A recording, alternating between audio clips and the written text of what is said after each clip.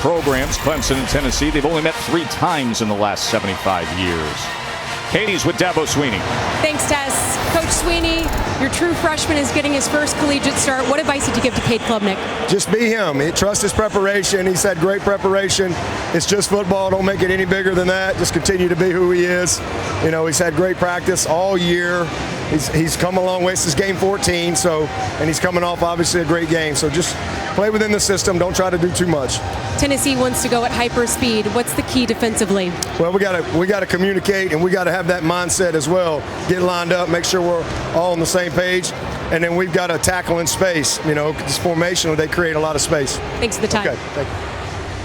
Dabo about to coach in his 200th game in his years at Clemson. So again, Clemson won the toss. They elected to defer. That means Dylan Sampson, who's a dynamic, speedy, true freshman running back and return man for the Vols, is set to return if he gets the chance from B.T. Potter, an excellent Clemson specialist.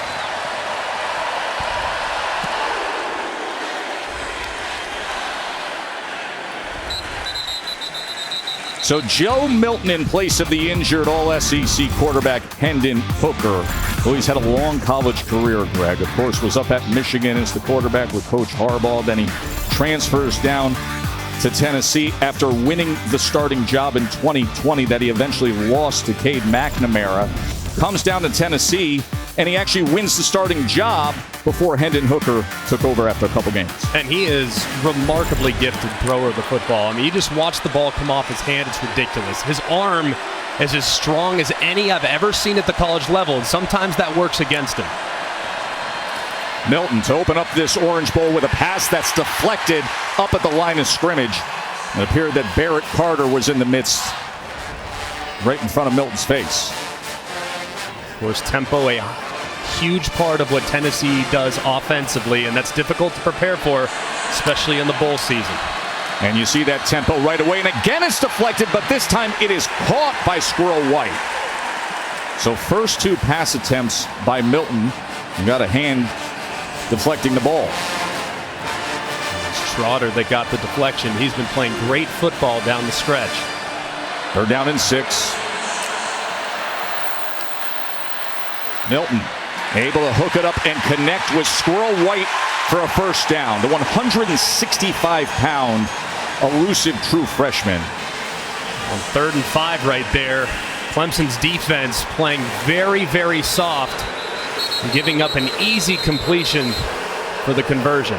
Well, you saw Tennessee quick to the line, looked like they were getting ready to snap with about 30 seconds, and then Brian Brzee, the excellent defensive lineman for Clemson, needed the trainers to come out for a visit.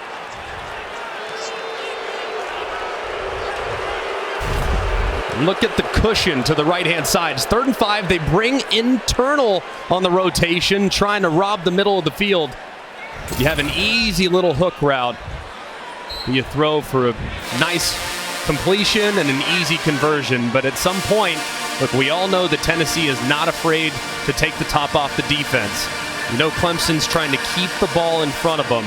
You can't play that soft with that down and distance, or Tennessee will convert every single time. Milton with time on first down. That ball was nearly intercepted as Barrett Carter had a chance on it. He was looking to connect with Squirrel White.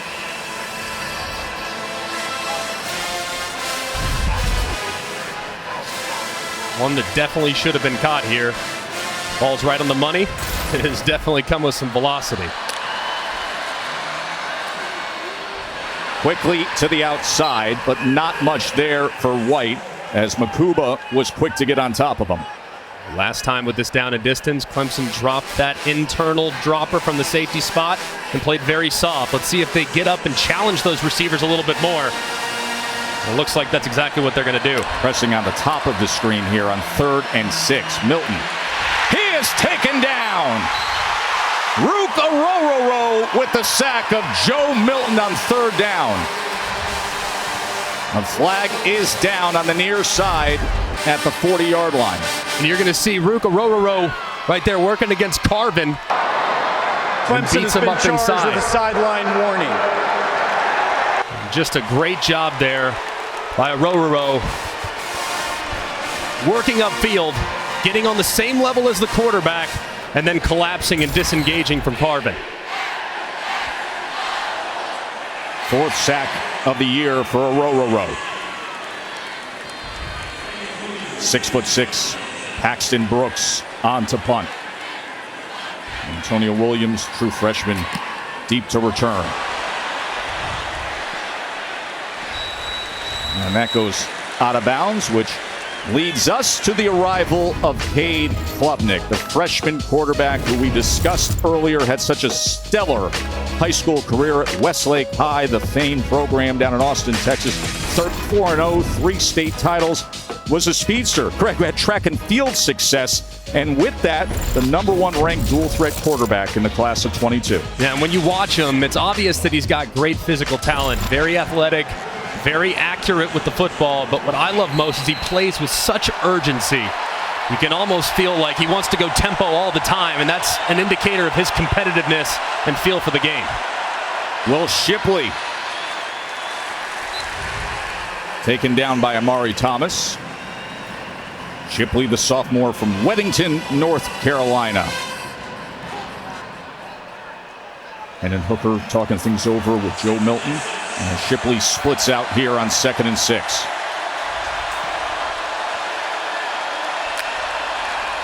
Klubnik, first start, first pass, and he is torn down. That was Aaron Beasley coming in hot. And just a great timing right here. And the right guard, Parks, just can't get down in time. He sees it late. Just a great finish there by Beasley as he timed it up beautifully. Leading tackler on the Vols defense coming up big. And this is a defense that's without some key players. Jeremy Banks, the other starting linebacker, opted out on Christmas Eve. 3rd and 14 after the sack. Klubnik pressured again. Launches it downfield, and what an effort to come up with it! Cole Turner with the diving catch.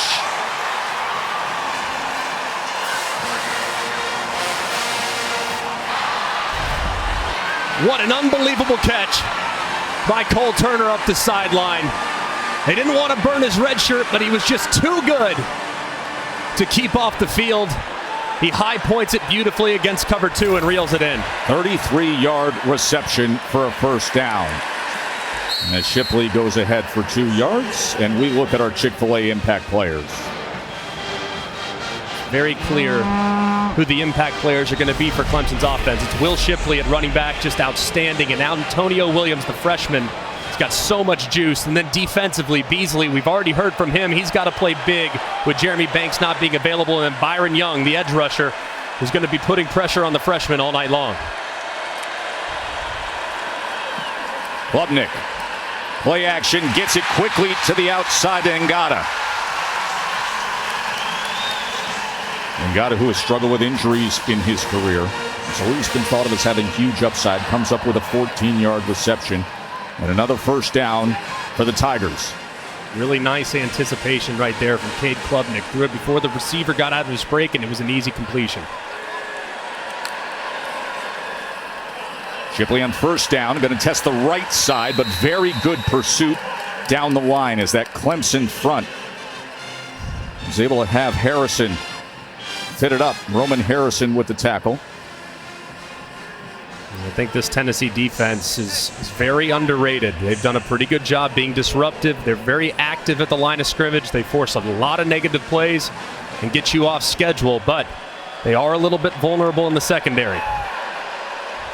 They've been thinned out there. Injuries have gotten the best of them. 2nd and 11, they go underneath with Williams as they counter Antonio Williams on the ground. It'll be 3rd down and about 5 after that. Nice design. Page with the tackle of Williams. Taking advantage of the aggressiveness of the Tennessee defense. Misdirection has been effective against Tennessee, especially late in the year. 3rd down and 4. Keep an eye on the tight end at the top. A lot of room over Davis Allen. Number 2, top of your screen is big number 84. 3rd down and 4, Klubnik. And the coverage of Allen came from Jalen McCullough. I like the decision from Cade Klubnik. You give your big 6'6" tight end a chance to work in one-on-one, trying to hit the fade, trying to throw it high where he can go up and get it and make a play on it. The ball's just a little bit too high. If Davis Allen had a 71-inch vertical, he might have reeled it in, but they're in the mid-30s. Probably not going to happen. Veteran kicker B.T. Potter. He comes into this Orange Bowl with 71 career field goals. The Clemson record is 72. This will be a 44-yard attempt. And it is a fake with Sweeney. He runs option on the fake.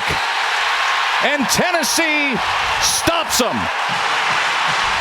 Drew Sweeney, the holder, Dabo's son, who had scored on a fake PAT on a two-point conversion off a hold, comes up short on the fake here.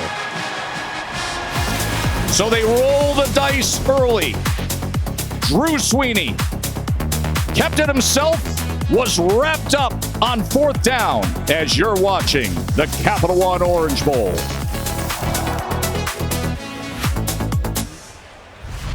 We got an early mayhem moment brought to you by Allstate, Greg. Yeah, this is speed option with the kicker, all right? Not ideal. Who your pitch man to would love to have a running back in there, but you have to attack the outside shoulder of the end man on the line of scrimmage. Sweeney attacks the inside shoulder, and if you really look at what's outside, B.T. Potter might hit his head on the goalpost if he pitches it. No, it's hard. Look at the reaction on the Tennessee sideline. He's all fired up. It's a great play, but, man, that was a missed opportunity from Clemson. So Tennessee back out there as they go inside, and shaking free is McCoy. Brew McCoy, as you hear the Tennessee faithful raining down the Brew chant from here in Miami. He needs to be big. Goes for 11 yards. He needs to be big tonight in the absence of Jalen Hyatt and Cedric Tillman. And McCoy is the most accomplished wide receiver coming back that plays the outside. Squirrel White is terrific in the slot, but Brew's got to be big on the perimeter.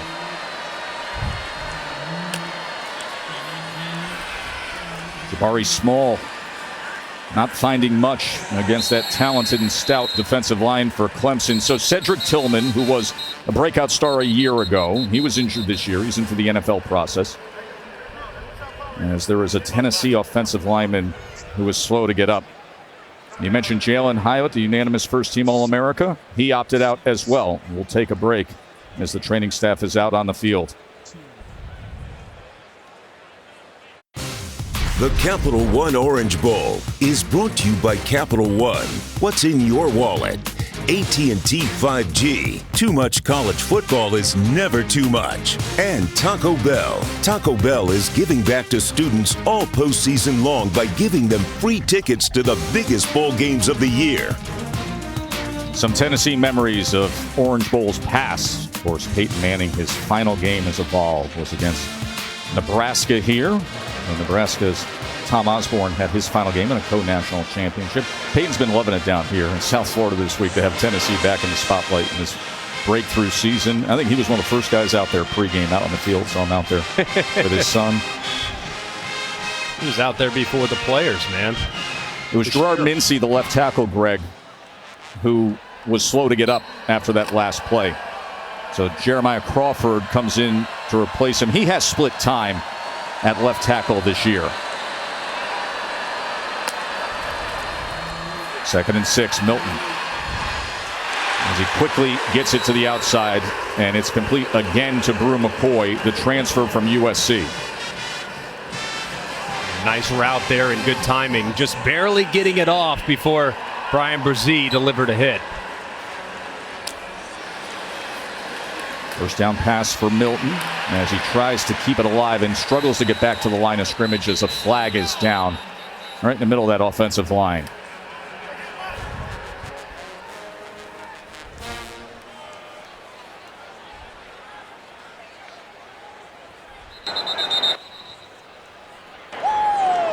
Holding. Offense, number 75. 10-yard penalty. First down. That's on Jerome Carvin, the left guard, who has only allowed 2 sacks in the last 3 seasons. First penalty of the game. It's twice now that Carbon's gotten beaten inside. First time he gave up the sack, and that time he tugs a jersey. So he's going to have to be a little bit better, maybe not get as wide in his pass set, because that's twice now where the speed of Clemson's defense has been a problem. Javontes Spraggins, the starting right guard, is walking off the field now for Coach Heupel's offense.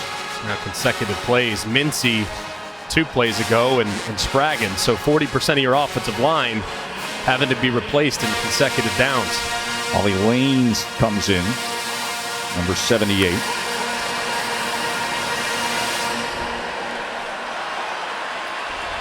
First and 20 after the penalty. Milton, as he goes underneath to Fant. Princeton Fant, their do-it-all offensive weapon. That's a 15-yard reception. It's an excellent route here by Fant out of the stack alignment. Little option, give a shimmy. And for a big guy to be able to deliver a route like that, it's really nice. Second down run by Small as he breaks free for another chain mover, a first down for the Vols.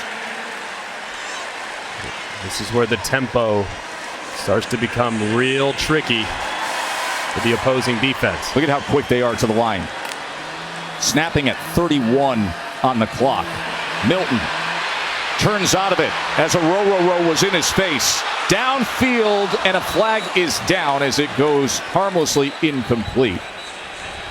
He was looking for McCoy.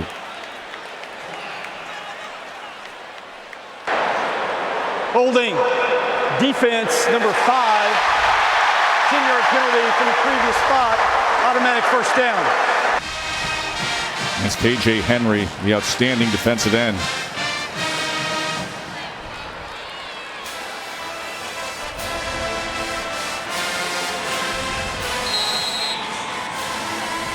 This is the spot of the field where Tennessee likes to go heavy play action, then throw a post to one of their outside wide receivers. Here at the top of the red zone, right at the fringe, this is where you get a heavy play action and maybe just hit Brew McCoy right across the safety's face. Milton on the run, and that was clogged up. That was DeMonte Capehart with the tackle of Joe Milton. Clemson's defense is just so disciplined. To see Wes Goodwin, first full season, just an outstanding defensive mind, a guy that some in the industry call a savant.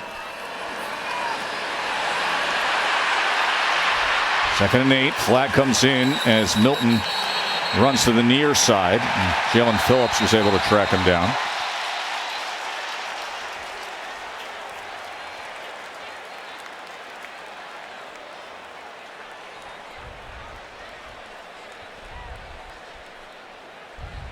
Josh Heupel, who is back to the play calling duties as Alex Golish, who was the offensive coordinator, left to become the USF head coach.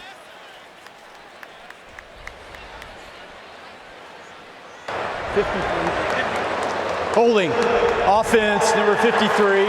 10-yard penalty from the spot of the foul. After the play, unsportsmanlike conduct. Defense, number 33. After this is to the goal, automatic first down. So Crawford the holding, but a row, the costly penalty.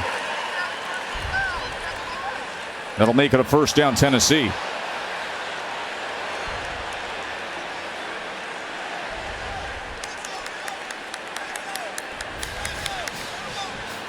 As this Big Ten crew will walk it off.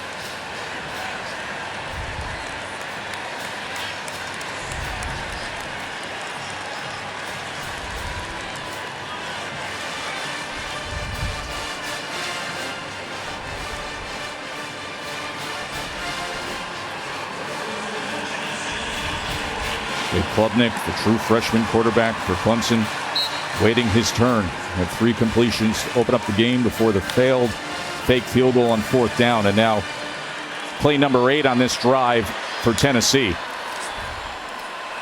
Small on first down. Nothing happening there at all. Henry and that defensive line collapsing on Jabari Small. Does look like Gerald Mincy, the starting left tackle, is back in the game. So good news. And also Spraggins, who was out a couple plays earlier, he's back at right guard. 2nd and 10. Small trying to bounce it. And then a stiff arm inside the 10, and the extra leg drive will have him just shy of that line to gain. And Katie reports they just got eye drops, those two offensive linemen, before re-entering the game. 3rd and 2. Milton straight ahead as they get that push. Remember, Milton is 6'5" and just under 250 pounds, and yet another flag comes in late, all the way back at the 16-yard line.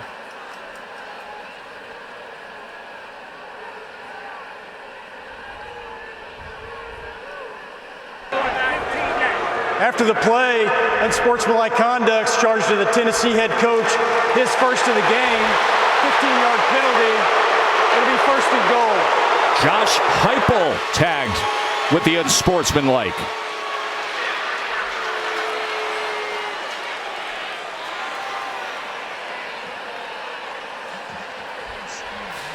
Let's take a look here at top right of your screen as you see Heupel down giving an earful to the official.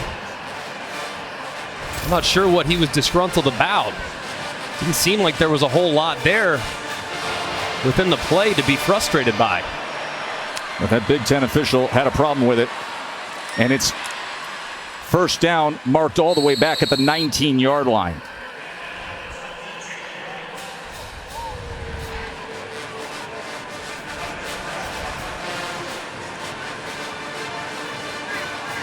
Very critical penalty, obviously, as your offense has lost a lot of very important yards down here inside the red zone. Milton to the end zone and caught for the touchdown, McCoy. Milton to Brew McCoy as he went over the true freshman corner, Jaden Lucas.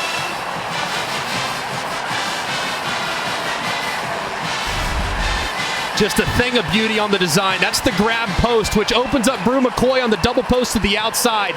But look at how that safety reacts. He turns his shoulders and drives as Jacob Warren works across his face, which opens up one-on-one to the outside with a full head of steam.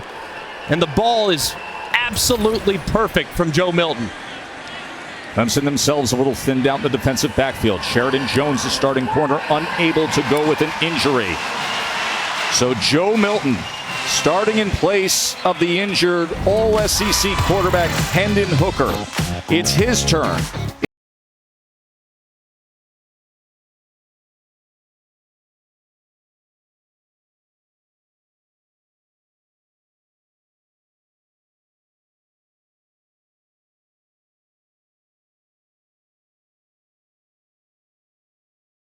Great scene at Hard Rock Stadium where aerial coverage is provided by Goodyear, celebrating the challenge of road games everywhere. Are you ready for the road? Goodyear, more driven. Spectacular day here in South Florida in the mid-80s, still in the mid-70s right now here for this primetime showdown between number 6 and number 7.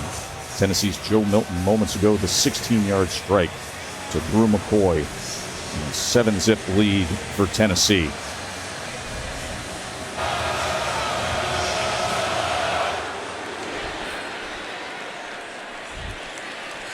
Katie?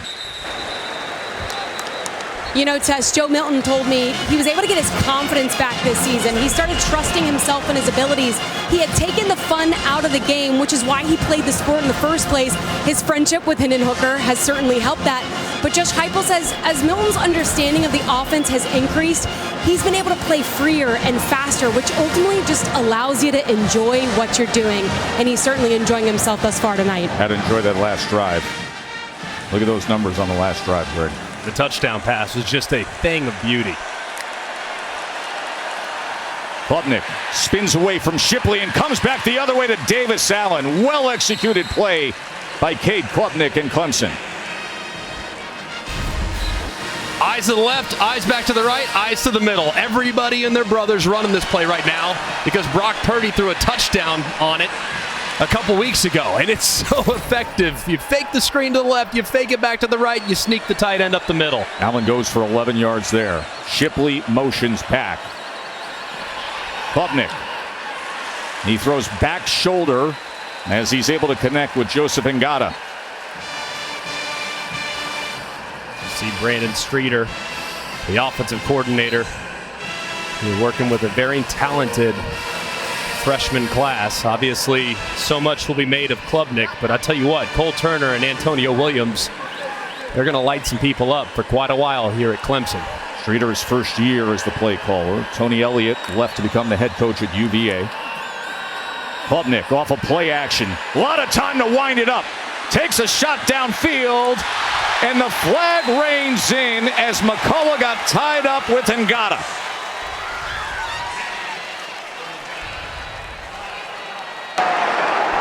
Pass interference, defense, number 2, 15-yard penalty from the previous spot, automatic first down.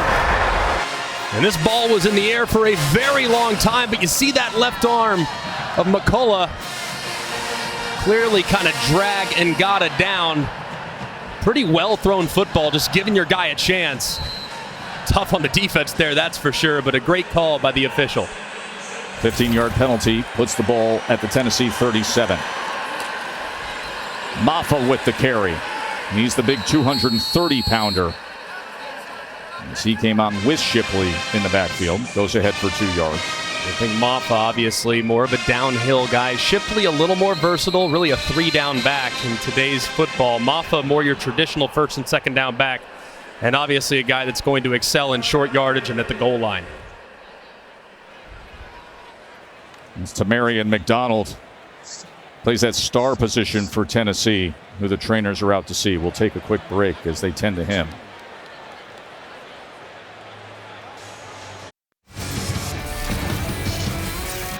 When you watch Cade Klubnik, it jumped out to me in the ACC championship game. I noticed, I was like, is he not finding the laces? And that's exactly what he does. You talk to Brandon Streeter. He said he is very comfortable throwing the ball without the laces. Most quarterbacks there get plenty of time. In quick game, yes, you have to throw the ball without the laces from time to time. But when you have time, most quarterbacks want to catch and find the laces. But he was trained by one of the best high school coaches in America in Todd Dodge. And Cade Klubnik doesn't ever find him, just throws it how he catches it.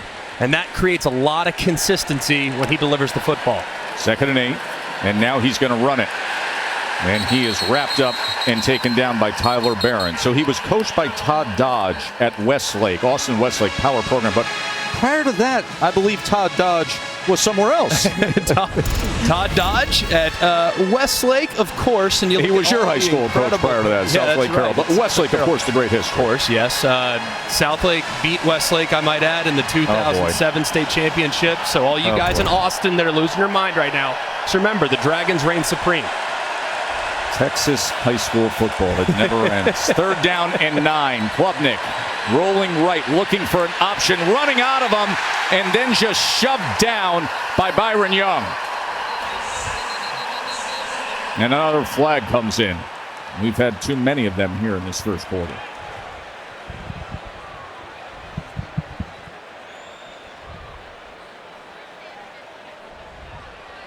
There is no foul for a low block in the play.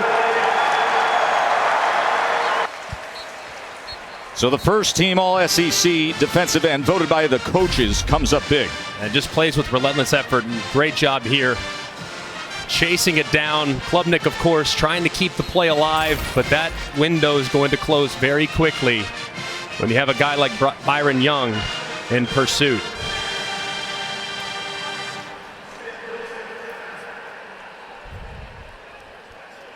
Now Clemson is going to use a timeout here after they were stopped on 3rd down. Of course, tomorrow is the college football playoff semifinals on ESPN. Number 2 Michigan taking on number 3 TCU. In the Verbo Fiesta Bowl, that comes your way at 4 Eastern. And then is the Chick-fil-A Peach Bowl at 8 o'clock. Number 1 Georgia and number 4 Ohio State. Greg, if we are to have something funny go on with TCU tomorrow, how would they go about it? I think everybody knows the path to success for Michigan, but here's the path of success for TCU. They have to stop the run. Good luck. That's tricky. You're playing the best offensive line in college football. You have to create favorable matchups. You have terrific weapons on the perimeter, and I think they have to create some short fields as well. TCU's excellent at being opportunistic. So they do those three things, they can punch their ticket possibly to the national championship. This is a 55-yard attempt by Potter. He has made 4 from 52. He has the leg, but does he have the accuracy? It is off to the right. So they fake a field goal that gets stopped and then a missed 55-yard attempt. I'm no kicking expert at all. You are, Tess. Your son, of course, a terrific kicker in college. But that looked like he got under that one a little bit. It just over-rotated. That's what you often see with the over-rotation. By the way, though, he has the legs. Greg, he has 9 field goals over 50 yards in his career. So they have supreme confidence in Potter to give it an attempt. But this was from 55 yards. And to your point, a lot of rotation, and that is when you do get under the ball, rather than that slower rotation that's going to get you more trajectory and lift and a better chance at making it. So you just caught it a groove high on the wedge is what you're telling me? As you would know. Here is Fant on first down, the tight end who has scored 8 touchdowns this season. I think Fant, a little bit like Jabari Small, a very underappreciated part of this offense. Very physical in the run game, willing blocker, but also effective in space. Jalen right now as he tries to get to the outside around Woodaz. Good pursuit by Clemson. Only 2 yards there. It'll be a 3rd down and 4 as R.J. Nickens was able to chase down right. And these 3rd and mediums so far from Clemson, they've really played some soft zone, and let's see if they maybe try to heat up Milton. They go with right, and he goes nowhere. Wade Woodaz, just his 2nd career start with the tackle. And they've been going with mostly zone coverage here early on. This time you see the guy running with the motion guy. That tells you man coverage. So they made a slight adjustment right there and brought a little weak side pressure. And they were able to drop the back in the backfield. Just an excellent call there by Wes Goodwin. Paxton Brooks, starting punter for his 4th straight season for the Vols.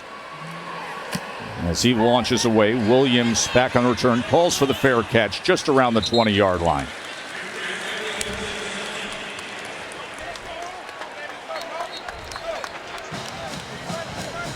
Tomorrow at noon on ESPN, it'll be the All-State Sugar Bowl.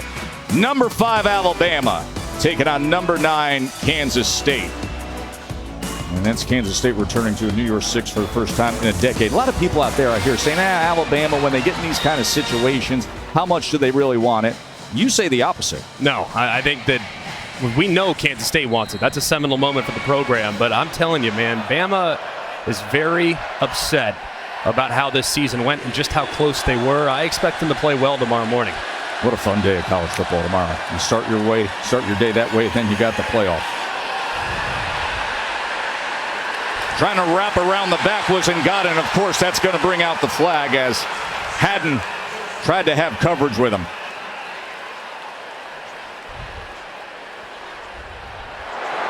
Pass interference, defense, number 5, 15-yard penalty from the previous spot, automatic first down. It's now 5 penalties for 55 yards on Tennessee. An unbelievable release there by Ngata, just right around, little swim right around Haddon, and underthrown deep ball is going to draw the flag most of the time. Maffa on the short pitch, able to keep his balance, and again making the most of it is Phil Maffa. Aaron Beasley finally was able to get to him. I'm telling you, man, the more you watch Phil Maffa, the more you kind of start to fall in love with him. It's easy to love Shipley with how many different ways you can use him and how he can be in the slot and he can be an effective contributor in the passing game. But I'm telling you, man, Maffa is a tough runner. and has surprising agility at 230. Well, now they're in the backfield together. They fake the short pitch. Klubnik goes down to Shipley on the other side. And they are going to say that he was out of bounds. Ooh, man, that was one heck of an effort there by Shipley. We just referenced him being able to contribute in the passing game. That right there, back shoulder, downfield on the wheel route, almost drags the toe. It looked like that right foot was on the line. This Big Ten officiating crew all over it. Great communication there by the back judge and the side judge, and they determined it was incomplete. But really, it's been good pressure so far put on Cade Klubnik from Tennessee. They keep getting unblocked defenders in the backfield time and time again. 3rd down and 3. Klubnik goes inside and gets it complete to Antonio Williams just beyond midfield. The true freshman who leads the team in catches. He's electric now. I mean, he's got a lot. When I watch him, it's a lot of Amari Rodgers. Just great catch and run.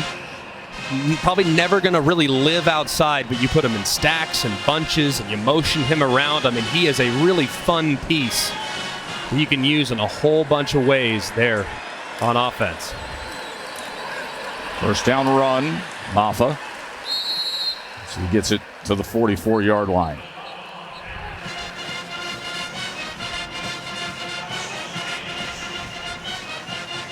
It's part of the field. I might like to take a shot. And if I'm Brandon Streeter right here, as the clock is about to wind down. Exciting first quarter here at the Capital One Orange Bowl. The veteran quarterback against the true freshman quarterback. Clemson rolled the dice early. Coach's son couldn't come up with it on speed option fake field goal. Then Joe Milton said, let me show you the arm strength of Brew McCoy. And that has Tennessee up 7-0 at the end of 1 here in South Florida.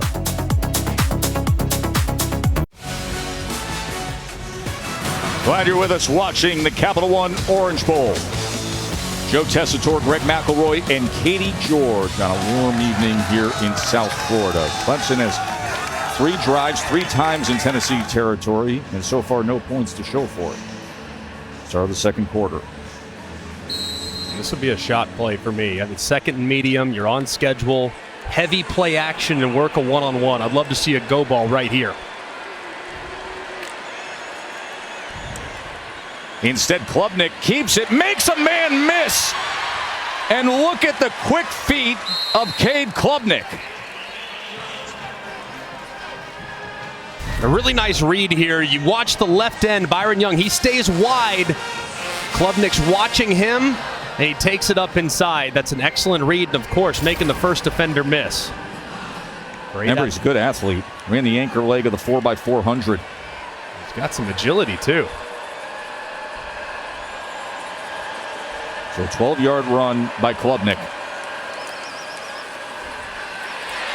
And now he floats it up with a man in his face, and it falls incomplete.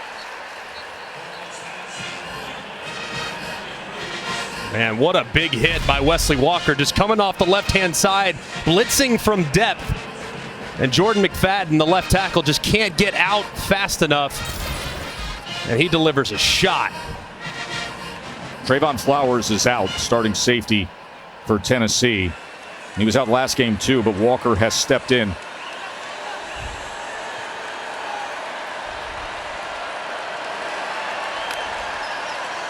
Second and 10. Klubnik goes underneath. That is incomplete. Not a live ball, as Shipley did not hold on to it. Slaughter came in with the big hit. And then McDonald played the ball, but it is incomplete, so it'll be 3rd down and 10. And this one, it looked like Klubnik kind of predetermined where he was going with the football. Shipley's out in the flat, and he's got Antonio Williams wide open, right in the middle of your screen, right there, wide open. Instead, he forces it to the outside as the flat defender condenses. He's got an easy completion if he gets his eyes back inside just for a half second. 3rd and 10. Trying to set up the screen to Maffa. Byron Young was pressuring again. It's just a little bit of youth on display right there from the talented Klubnik. One play, if he gets hit, that's the first play. And the second play, he forces it into double coverage when he's got a wide open receiver that would have converted for a first down. And the third play, he didn't sell the screen enough and retreated too early and delivered a fastball that was uncatchable. Potter back out there. Miss from 55, this from 49.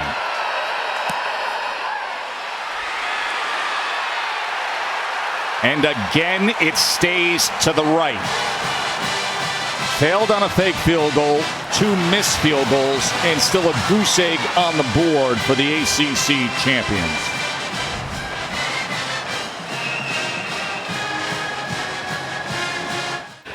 Well, as you know, Taco Bell is bringing us the Live Más student section and its students to the Capital One Orange Bowl. Tonight, they're picking up the tab for the students from each school so that the passionate fans could come cheer on the team. And tonight's game, Greg, it features the winners of the 2022 Live Más student section of the year, Tennessee's Rocky Top Rowdies. Deserving. Anytime you throw a piece of goalpost into a river, that's usually a prerequisite for winning some postseason awards. Oh, man. Back on October 15th, the thriller against Bama, goalpost went for a tour of Knoxville. After the missed field goal, Joe Milton looking for the quick strike. Instead, he's got a whole lot of traffic, and he's got Brazee crashing down on him. Brian Brazee with the sack, his 9th of his career. And this is Brazee working again against Carvin, the left guard. That's the 3rd time now that Carvin's been pushed to the outside and then beat inside. Protect inside out. 2nd and 18. It's Jalen Wright. Can't find anything. It's going to be 3rd and long. Brian Brazee, young man, has faced incredible grief this year. The loss of his sister Ella, her battle with cancer. And then Brian himself hospitalized mid-season. He's finally healthy and showing you what he can do at his best. 3rd down and 16. This time Milton with time. That big rocket launcher of an arm. And it's incomplete as he was trying to get it to Ramel Keaton. But Toriano Pride Jr., the true freshman, was staying with him. Man, I told you, man, this kid could send it. But Toriano Pride, great job getting that left arm up, timing it perfectly, getting your eyes back inside. Keaton did a pretty good job of timing his jump. But that is extremely well defended by the freshman. 2nd straight 3 and out for Tennessee. Paxton Brooks to punt away. Chance for a return for Antonio Williams. Brooks back rotation, slight knuckler, which forces the fair catch at around the 34. What's going on, Katie? Well, Tess, Cade Klubnik's going on. He is super poised and always calm on the sidelines. In between series, he sat down and Dabo Swinney came over and had a conversation with him. He said, you need to be patient with your eyes. You got to find him and deliver the ball. As he had that conversation, just nodded, locked in. Yeah, it's just great job by Dabo Swinney. He sensed, I think we all kind of did, that 3-play sequence where Klubnik just showed a little bit of youth, not much. You get hit by a blitzing safety, I would show some youth too, but you just got to settle him down. And Dabo Swinney in his 200th game, he's been here before. He knows how to do it, that's for sure. 34-yard line is their best starting field position. Klubnik, he is taken down again by Aaron Beasley.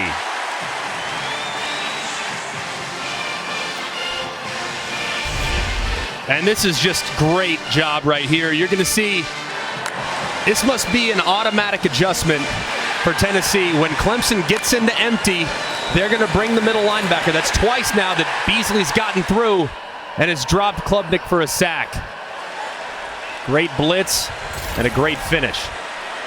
2nd and 17 after that. As Klubnik can go to reliable Davis Allen. was a nice job there by Klubnik and the offensive coordinator, Brandon Streeter. You're off schedule, you're way behind the sticks, get half of it back and see if you can't set up a more manageable third down. That's exactly what they did with a high percentage completion on the slant to a big body, reliable tight end. 11 yards to Allen. Tennessee substituting that front.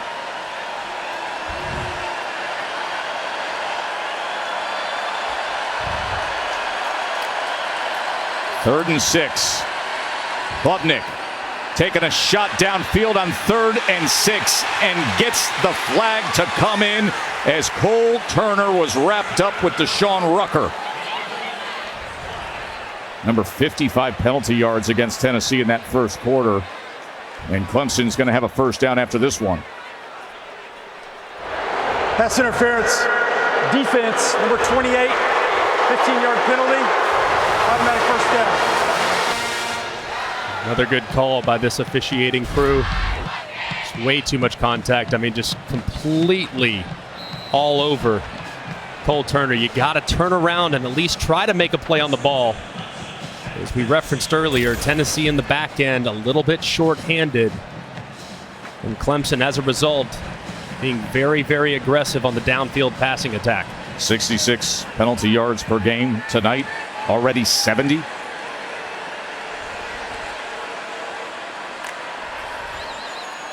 Klubnik goes back against the grain to Williams. Blockers in front for Antonio Williams.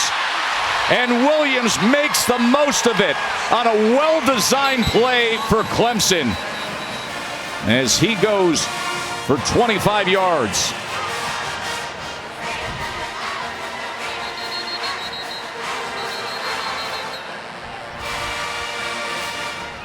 It looks like Tyler Barron, number 9, as they were going in for the tackle, he kind of got his arm twisted in. This is just such a cool design. You fake the jet sweep, then you go all the way back to the right, get full flow. Look at all those Tennessee defenders running to the right to stay out in front of the quarterback, and then boom, you time it up beautifully. Klubnik throws a nice pass with blockers in front, and the most explosive weapon on the Clemson offense creates a big play. Also, great sell job by Will Shipley. See him with his hands up, say, "Look, I'm here, I'm here." I love it. The opposite way to Williams.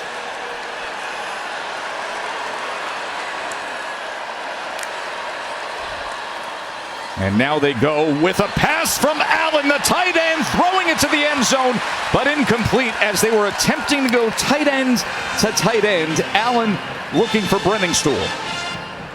You see Allen just tapping the helmets. It's my bad, bro.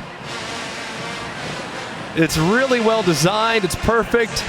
You got the lefty rolling to his throwing arm. But Davis Allen, that one's going to haunt him. As someone that's missed plenty of throws into the end zone to wide open wide receivers, he's going to remember that one for a while, and the coaches will probably give him a little bit of a hard time in the film room tomorrow.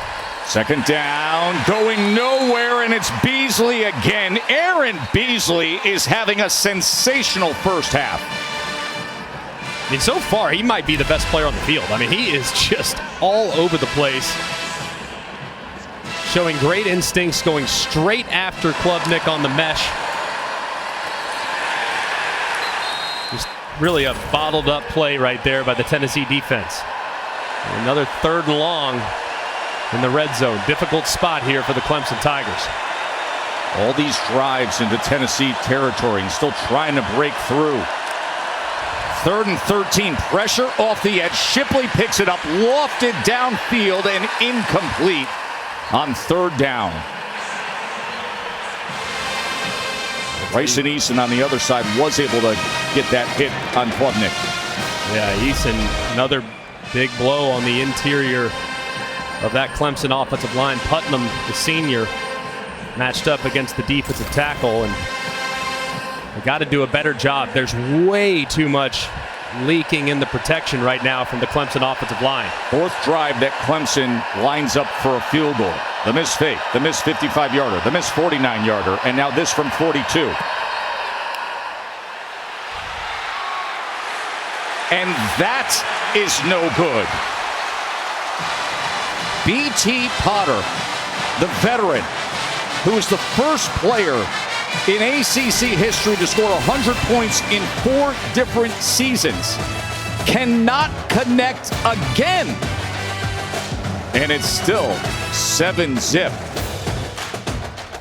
And Dabo thought it was good and found out it wasn't. You're watching the Capital One Orange Bowl.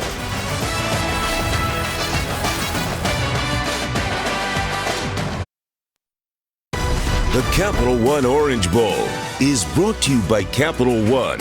What's in your wallet? And Instacart. The world is your cart. Instacart. Some Orange Bowl memories for Clemson. Of course, you saw Coach Danny Ford's team back in '81 finishing #1 with that win against Nebraska. But tonight it's a different story with missed opportunities, and Dabo is having a talk with everybody on that offensive side, especially Tennessee defense. Greg, 5 TFLs, 3 sacks in this first half against Clemson's offense. And countless other examples in which Klubnik's having to throw off his back foot or he's getting hit as he's thrown. We got to do a better job up front.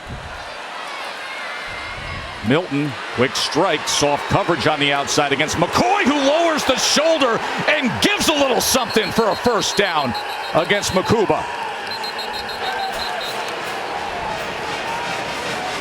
How about it? From Drew McCoy, 220 pounds. Just delivering the boom. Nicely done. I'd also say kind of a poor job of tackling there by Makuba as well. Milton comes to the other side and goes to Keaton, and Keaton is wrapped up immediately that time by Pride. But let me tell you something about McCoy when I see a play like that, and then we've been dealing with opt-outs in the last week. And certain players that don't want to play in a game of this magnitude. That's effort. That's ball right there. Here's Squirrel White.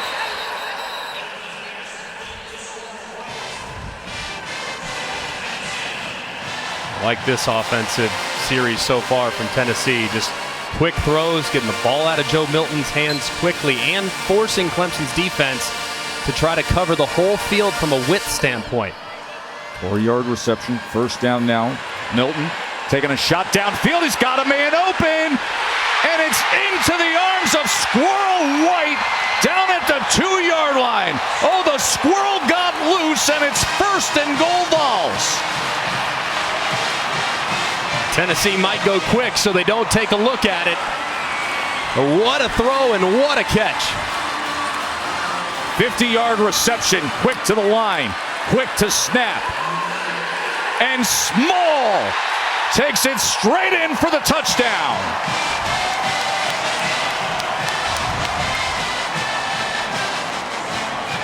Milton to Squirrel White, and then Jamari Small comes up big. And let's go back and look at that dynamic effort by Squirrel White. Did he call it in fully? Man, just unbelievable concentration, and he definitely reeled it in, and then Jabari Small pays it off with his big right guard, Spraggins, walking him in. And McGrath puts it through. Joe Milton, 12 of 15, 149 yards. The touchdown earlier, and now the big strike to Squirrel White. His great-grandmother called him Squirrel when he was just a baby. Aquaris Malik White, only 165 pounds. And by the way, Ollie Lanes, who was in on PAT, he was a backup offensive lineman who did come in for a few plays earlier tonight. They're looking at his left leg. You mentioned it earlier, Joe Milton, and his ability to just flick the wrist, and all of a sudden the ball is spun downfield. Yeah, it was a thing of beauty, and it was really an incredible adjustment because the ball was thrown inside, and Squirrel White tracked it all the way to the middle and gave great effort laying out and reeling it in. And he has no bigger fan as Joe Milton than his roommate and the SEC Offensive Player of the Year, Hendon Hooker. Katie. Thanks, Tess. Hendon, it's great to be with you. What do you like about what you're seeing from your best friend Joe and that connection to Squirrel? I'm loving it. I'm loving it. He's out there having fun, slinging it, doing what he does best. And he has a rocket for an arm, and as you can see, it's a beautiful thing. I know your health is a top priority, but why was it so important for you to be here with your team this entire week in meetings and here on the sidelines? Just so I can help out any way that I can. I always want to help out my teammates in time of need, and when it's game time, it's always encouragement and how can I lead. So being involved in meetings was a big part of that. You've been a large part of Coach Heupel's success. Why has he been able to find success so quickly in his 2 seasons? He's a great teacher, and he surrounds us by other great teachers, as Coach Hosley and Mitch Matello. So really just them teaching us and us being attentive and learning day in and day out has helped us succeed. You're beloved in the college football community. What has your time meant at Tennessee? Yeah, it meant a lot to me, my family. Them just embracing me and coming off a rough season that they had. All I wanted to do was just help and do what I could do in order to get Tennessee back to where they belong. How has your rehab process been going? It's great. The first day out, I was moving at 60% bend, and now I'm past 90. So I'm excited for my journey. We're really glad to hear that, and we can't wait to watch where you land. Thank you so much for everything. It's been a pleasure covering your career. Thank you for having me. That's well said, Katie, and it has been, as Ollie Lanes continues to be looked at by the medical staff of Tennessee. He was injured on that PAT attempt. But Hendon Hooker, a great visit with Katie there. Greg, he had surgery 2 weeks ago in Los Angeles to repair the torn ACL, as Lanes is able to get to his feet and helped off the field. But the perspective on Hendon Hooker, an absolutely sensational season. Just amazing. I mean, the fact that he wasn't in New York is an absolute joke. It is. It is. It's an absolute joke. You're going to tell me this guy isn't one of the top 4 players in America? I think you're crazy. It's as simple as that. I think he's that good. And the way he delivered in big moments, I think is just terrific. I mean, taking this offense to a whole new level, being smart with the football, being able to push the ball down the field. But you saw there in his interaction with Katie, I got the chance to spend some time with him at SEC Media Days this past summer. He's an infectious personality. You just are drawn to the kid, and he's so highly cerebral. This is an offense that puts a lot on the quarterback's shoulders, and it's just really a joy to watch and cover. I couldn't agree with what Katie said more. I thought what was most moving, guys, was when Josh Heupel said Hendon Hooker, who he is the fabric and cornerstones of who we are as a program. You know, Greg, you've played on championship teams. Heupel said coaches aren't a whole lot different from year to year. What separates those teams is the leadership within. You have to have someone who defines your message but also lives it every day in order for your program to grow. That's Hendon Hooker. They wouldn't be here tonight in Miami if it weren't for him. And it's a message of perseverance, too. Remember, this was a guy that got beat out prior to the 2021 season and got his opportunity because of an injury to Joe Milton in the second game of the year and never looked back. Here's Will Shipley taking it out from the end zone. Shipley with a good return for Clemson, as it was Paxton Brooks, the kickoff specialist and punter, who was the first to get to Shipley. And just to wrap up the conversation on Hooker, listen, he's here on crutches, surgery a couple weeks ago. Past couple weeks, he was zooming into the quarterback meetings. He's an all-in team guy, a leader. And as you said, Travis Dee was in New York as a Heisman finalist, SEC Offensive Player of the Year by the coaches and by the Associated Press. He only threw 2 interceptions in 329 attempts this season to get his team in position to rise up to #1 in the country. All right, back to business for Clemson and Cade Klubnik, the true freshman, making his first career start. As Maffa will take it ahead, and there's that power of Phil Maffa at 230 pounds as he took Page for a ride out to the 46-yard line. I think this drive really needs to be about both Phil Maffa and Will Shipley. You got to take the pressure off of Cade Klubnik. So far, Tennessee's been able to pin their ears back and rush the passer because the running game really hasn't been committed to at this point. Take the pressure off your freshman and see if you can't challenge that offensive line to run the football. And you see the success it brings them right there with the commitment to it with Maffa. Already past midfield. Again, like Herb Brooks. Again. Right downhill.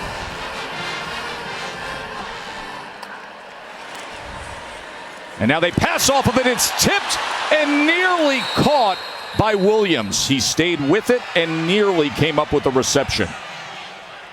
Just an RPO this time. They have a run play called inside. You see that vacated space to the right, but it was a great job there by Herring, who read the quarterback pulling it out of the belly of the back on the RPO, stopping his rush immediately, throwing his hands to the north, and getting a piece of that football.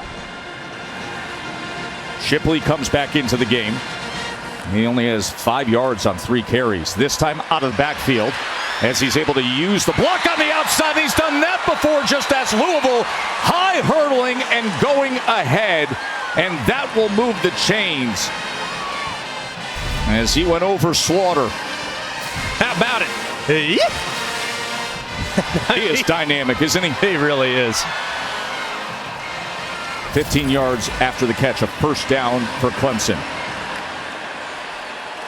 Play action, Klubnik.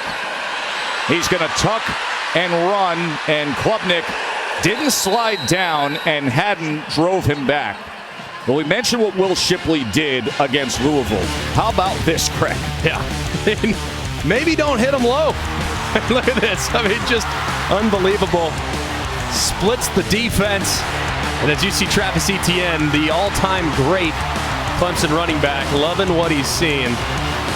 Shipley going aerial again. It's a great player, man. Just a terrific football player. 2nd and 2.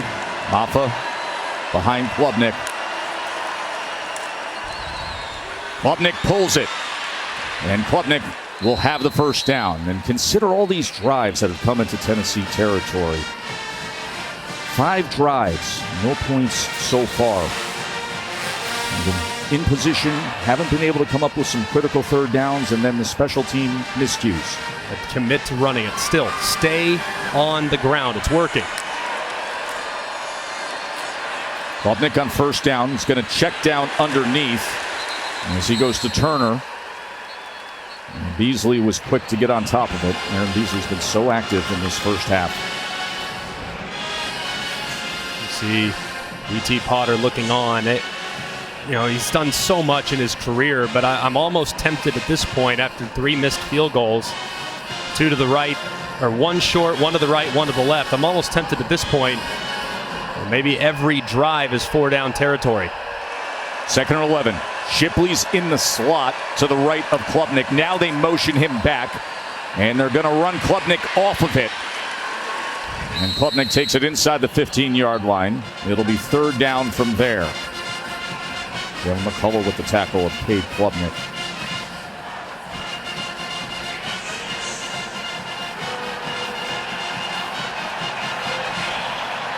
Third down and 5. And remember, they are in that part of this stadium as you see his parents, Kim and Todd, looking on. Cade Klubnik, the true freshman starter, that is surrounded by Tennessee fans as well as the band. They're going right into the pride of the Southland in this direction for 3rd and 5.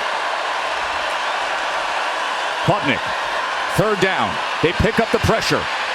He's all the way back to the 35-yard line as he had to toss it away. They are going to go for the field goal. Just goes to show you, I mean, Dabo Swinney has so much faith in B.T. Potter, and understandably so, been so good for him for so long. But that was an excellent response by the Clemson offense. Just got to continue to play better in the red zone. Still don't know why they decide to throw it that many times as the field started to condense. 5th time lining up for a field goal attempt. 3 misses and a failed fake. And this just sneaks through from 31 yards. And with that, he ties the Clemson record of 72 career field goals. The hold of Swinney, the kick of Potter, and he says, finally, I'm back to being myself. And Dabo Swinney's team is on the board here in the Capital One Orange Bowl, 14-3, Tennessee.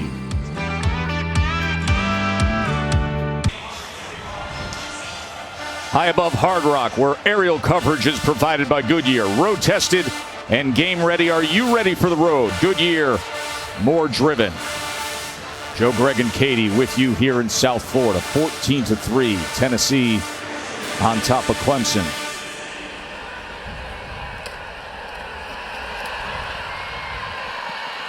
There's Williams on the return. And he's driven back behind the 20. Well, Joe Milton, you saw that flick of the wrist a little earlier to Squirrel White. How about this flick of the wrist? The viral video of tossing an actual orange before the Orange Bowl back at their practice facility. The distance of the field and beyond, Greg, as it splatters against the back wall. It's ridiculous. I mean, I'm not kidding when I say this. The best arm I've ever seen is Jamarcus Russell. Milton doesn't take a back seat by much, if at all. And you see, I mean, just effortless. Moving, just flicks his wrist and it travels 60 yards. It's just unbelievable the velocity he can throw the football with.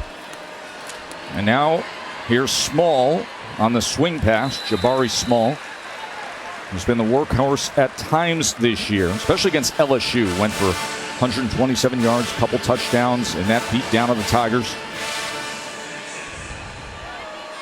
4 yards there.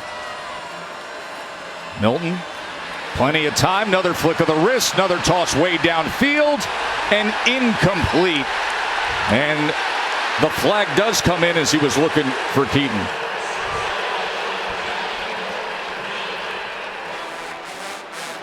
I don't think there was a flag there wasn't. thrown. Thought initially, I don't know. Initially, that was the reaction. Out of his pocket or what? No, it seemed like it was pretty good coverage. Obviously, behind the defense, ball's a little late, which allows Pride the opportunity to catch up. And I actually think it's a good no call. No, there's a little contact. The Pride turns his head inside, trying to make a play on the football, makes a little contact, but ultimately, I'm okay with keeping the flag in your pocket right there. Good coverage by Toriano Pride Jr. 3rd down and 6.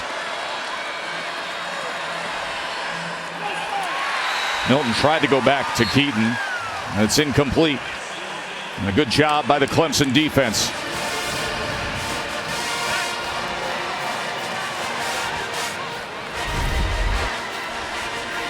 Good job there by the Clemson defense, but that one just off the mark. Keaton, if that ball's thrown up around the chest level, he would have run right through it and would have had the conversion. But either way, good stand from Clemson. So Paxton Brooks, the senior veteran punter who's 6th all-time in Tennessee history in yards per punt average, out to boot it away again. And Williams, the fair catch inside the 30. Cade Klubnik and the Clemson offense with an opportunity before halftime here. And happy holidays to everybody. What a beautiful week of holiday celebrations here in Miami.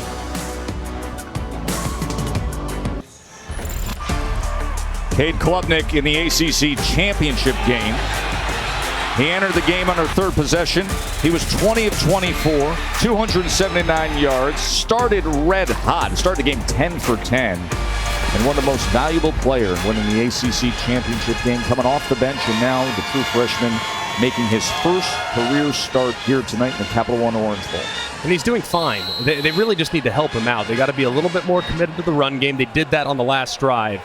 And they also got to do a better job of protecting, because he's taken a lot of hits tonight from Tennessee defenders. Keeps it, pulls it from Maffa, and makes a good decision to slide down. Well, he does have a quick burst, doesn't he, Greg? He is. He can run. There's no doubt. I mean, he's probably not a guy that you want to have because of his size. I mean, he's under 200 pounds. He's getting closer, but as he gets a little bit more physically mature, he can handle a heavier load running the football. But ultimately, if he gets out in the open field, he's a problem. 10-yard run, 1st down pass now as he goes with the outs, and trying to juggle it there was Ngata, and yes, he does haul it in. So Joseph Ngata with the reception for Clemson. I'd also like to see Clemson maybe utilize a little bit of tempo. So when you're using tempo, you kind of eliminate the thought process. You don't overanalyze. I'd like to see him just kind of play with a little bit more urgency in the final moments here of the 2nd quarter, and then some of the time in the 2nd half. They're going to review that catch by Ngata. As you saw, he was struggling for firm control on the sideline. Ball kind of wobbled just a little bit. course, it was called a catch on the field, so there has to be indisputable video evidence beyond all doubt to overturn. Great job by the defender staying with it. Man, the ball's moving, but I still feel like he's definitely in play. I feel like he has it secured. Let's bring in our rules expert, Matt Austin. Matt? From what I see, I think he is still bobbling it as he goes out of bounds, but is it clear and obvious? It looks like it's still moving the whole way when that knee hits in the white. I would like to see this as an incomplete pass. Rolling on the field was a complete pass for 8 yards to Ngata. Matt Austin, longtime SEC referee, and our longtime rules expert, saying didn't feel like there was complete control as that knee hit. After review, it's an incomplete pass. Second down, 43-yard line. So they're going to wipe it away. That was just a great job there by Kamal Hatton, just staying with it. Looked like he was going to give up an easy completion to the outside, but he continued to fight and got that arm in there and continued to tug at the ball, which ultimately forced it to wiggle as Ngata was going out of bounds.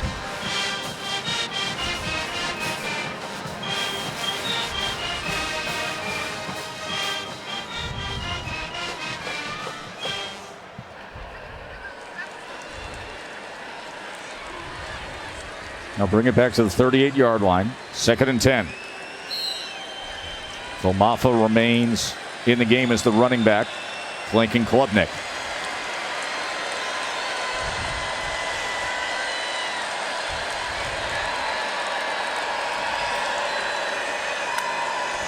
Tennessee comes with a cat blitz off the edge, and that's the direction that Klubnik smartly goes to as Ngata breaks free. So they came with the cat blitz. Klubnik read it, got it out to Ngata. And this is really well done by Cade Klubnik. You're going to see him point to it. Look, oh, hey, here he comes. Take a peek. He knows exactly where that zone is going to void. Throws right into it on the corner cat adjustment. And Ngata does a great job after catch. Great recognition there by the freshman. That's what you want to see with the evolution and development of a young quarterback, and he picked it up right away. And now past midfield, extending the play, and then shows you the arm talent to the end zone. Incomplete. He was trying to connect with Cole Turner. And Danico Slaughter was there with him.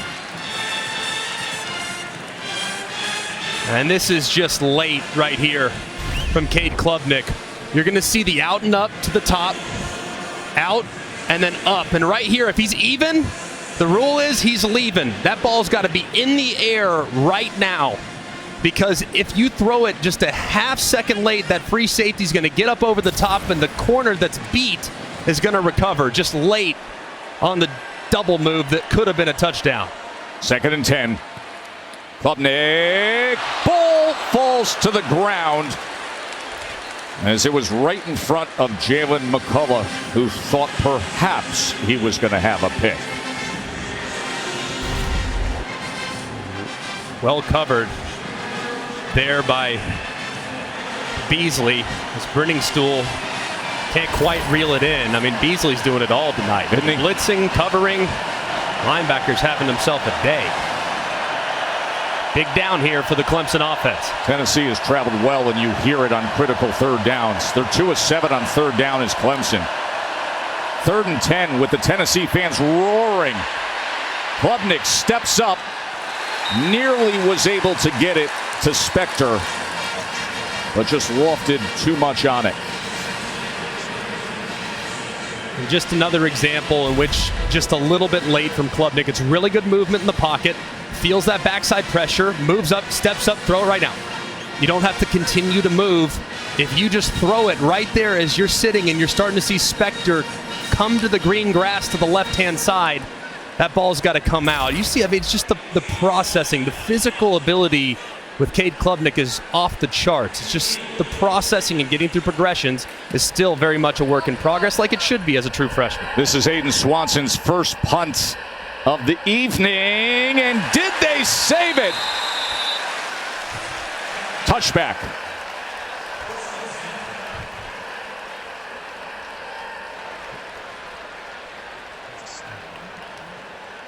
Swanson nearly landed this. Very, very close. As you can see, that ball's in the end zone. It's great effort. Great effort there. Trying to save it, but if the ball crosses the plane, it's going to be a touchback. Different rule than the NFL, so great effort, but an unfortunate break there. Want to remind you that in just a couple minutes, we will have the Mercedes-Benz halftime report with Kevin Nagandi, Joey Galloway, Jesse Palmer. Of course, they will get you set for the college football playoff national semifinals, preview both games, and get you up to speed with what happened with Notre Dame. Outstanding game earlier today against South Carolina, and that thrilling comeback.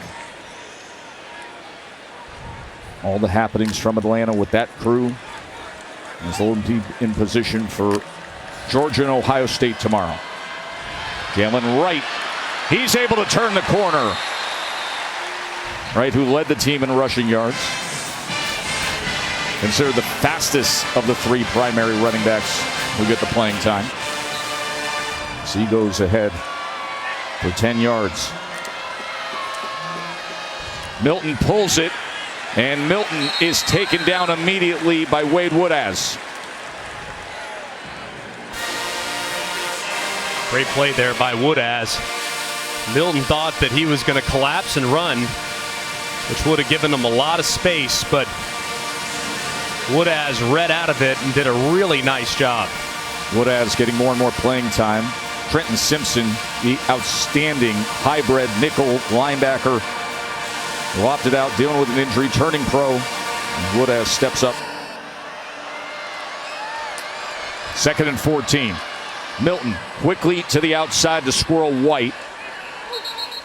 And White drives ahead for a few yards. It'll be 3rd down as Makuba and Wiggins combine for the tackle. Yeah, timeout. Looks like Clemson's going to burn one here, see if they can't preserve some clock. See if they can't put one together here, if they can get off the field on 3rd and long. 1:52 before halftime. Clemson will have one timeout. And we will remind you that tomorrow at noon on ABC, it's the TransPerfect Music City Bowl, Iowa against Kentucky. Great day of football tomorrow. We got Bama and K-State. And then the Fiesta Bowl gets the college football playoff started with Georgia and TCU, and then, with TCU and Michigan. And then we will be headed up to Atlanta, Georgia, to be part of everything going on between the Buckeyes and the #1 team in the nation. What would shock you tomorrow? I would actually be really surprised if both games got out of hand. We've talked about this. That's a good. We like hearing that, by the way. Right? We've had so many blowouts when it comes to the college football playoff. Many blowouts as it pertains to these semifinal games, and the matchups, for whatever reason, just sometimes have not been great. I really think both games tomorrow have a chance to go the distance. I really do. I know on paper and I know in Vegas they might feel differently, but I really think these teams match up pretty well against each other and can expose a couple weaknesses. So here's an opportunity for the Clemson defense. They use the timeout, facing a 3rd and 8 as Tennessee. Clemson looking for the stop here. Milton can't find anything. Great job up front by the Tigers, Davis and Brazee. And Dabo Swinney managed that well, because now they do have that opportunity, and they will use that timeout. And just a good job here. As you can see, kind of a busted play there. The offensive line is running off to the right, and Milton is having to deal with Davis in the backfield, which is never going to be advantageous for the quarterback. It's kind of a rough sequence there from Tennessee on 2nd and 3rd down. A good stop from Clemson. See if they can't put something together here and work into a little bit of a rhythm offensively. Dave Klubnik will get his opportunity. 1:47 before halftime. As Tennessee will be punting away with Paxton Brooks, his 5th punt of the afternoon. See if Antonio Williams gets the opportunity for a return.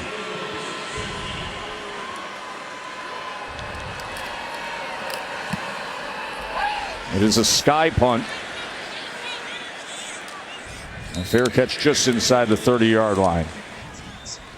Tonight's Capital One rewarding performance. Greg, the Tennessee defense in this first half. They have been relentless in their pursuit and really been a nice job so far from Tim Banks, the defensive coordinator. They have delivered time and time again in hitting Cade Klubnik in the backfield. The offensive line's done kind of a poor job, frankly, in some one-on-ones, and they've got some unblocked defenders that are constantly forcing the ball out of Klubnik's hands quickly. So it's been a really nice design so far defensively from Tim Banks with a group that is extremely aggressive. Tim Banks, who was the co-defensive coordinator at Penn State for 5 years, and now leading this defense. That's number 2 in the SEC in tackles for loss. Klubnik gets it complete to Davis Allen to start this sequence. So let's see what the true freshman comes up with here with no timeouts and a minute and a half to deal with. If he can cut into this Tennessee lead. Safety pressure off the edge. He looks the other way and he gets it to Ngata, who turns the corner just in time on the defensive back who was closing on it. And how about the ball placement too? I mean, throwing it away from the defender. When you throw a hitch, you got to hit him on the downfield shoulder. He throws it away from the defender. Look, it hits Ngata right there on the left shoulder, the left pec. It's right where you need to throw it on target with a collapsing defender. But my goodness, that was almost to the house the other way. That was McCullough who was breaking on it. Getting a glimpse of what has everybody so excited about the future of Cade Klubnik. But it's about the now. Here in primetime, in the Orange Bowl. And should have had that, could have had that, as he was trying to get it to Brenningstool. Would have been a good catch from Brenningstool. Ball dove just a little bit on Klubnik. You see that nose down. Didn't come out of his hand great, and Brenningstool can't go down and corral it. Would have been a great catch.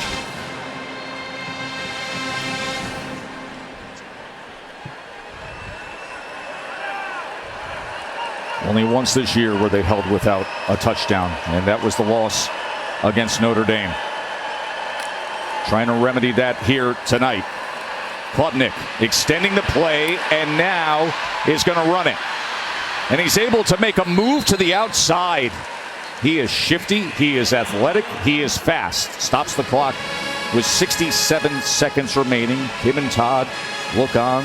They had a tough go of it this week with the travel to get here to see their son. And now they're up on their feet.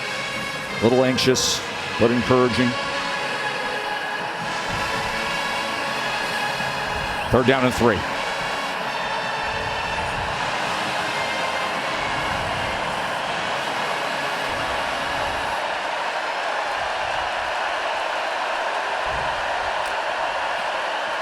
Third and 3, shovels it to Shipley, and Shipley's going to get it and more.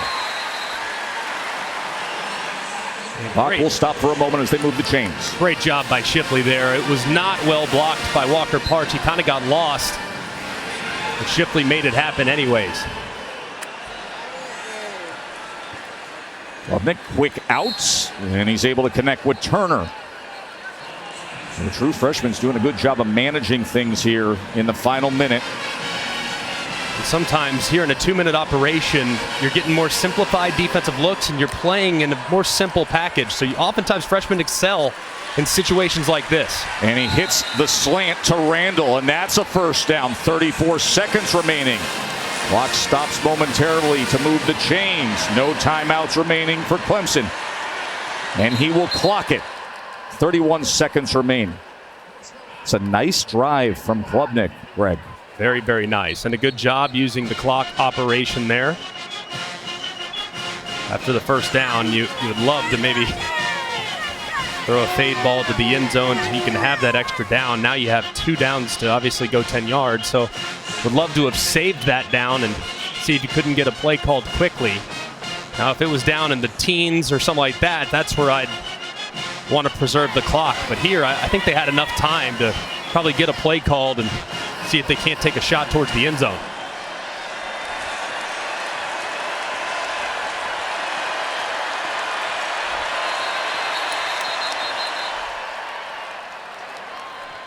Play game, offense, 5-yard penalty, 2nd down. We'll get pushback. to the Tennessee 18-yard line. Had 9 combined penalties in this first half. It's not often you see a delay a game in a 2-minute operation. The first time I've seen that, just kind of lost track right there. After clocking the ball.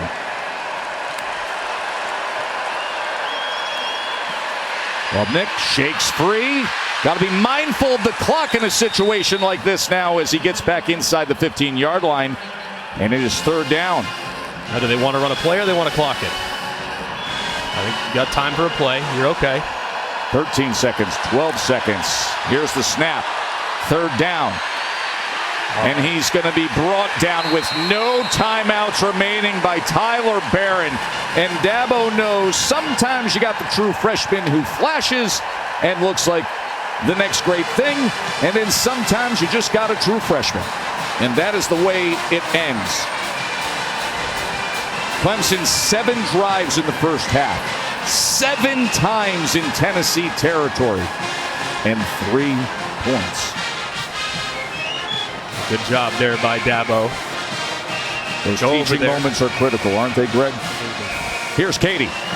Thanks, Tess. Coach Heupel, Aaron Beasley has been a force. You've gotten after the quarterback. Penalties aside, what did you like about the defense in that first half? Yeah, relentless in the way they played.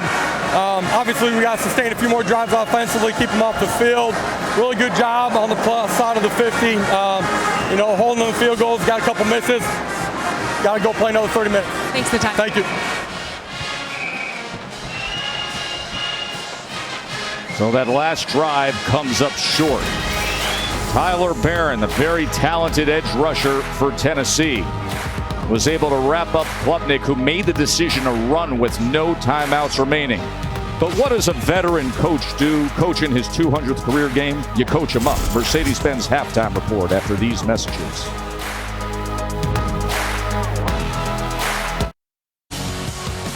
Hard Rock Stadium, home to the Capital One Orange Bowl. Joe, Greg, and Katie with you. It is a 14-3 Tennessee lead over Clemson. McCoy with the touchdown catch, Small with the touchdown run. Game Track is brought to you by Princess Cruises. And Greg, you look at that first half by Clemson, I mean, total plays 53-36. They only have 3 points. Yeah, and to think almost 300 yards of offense resulting in just 3 points. It's obvious that at halftime, Dabo Swinney's message has to be finish.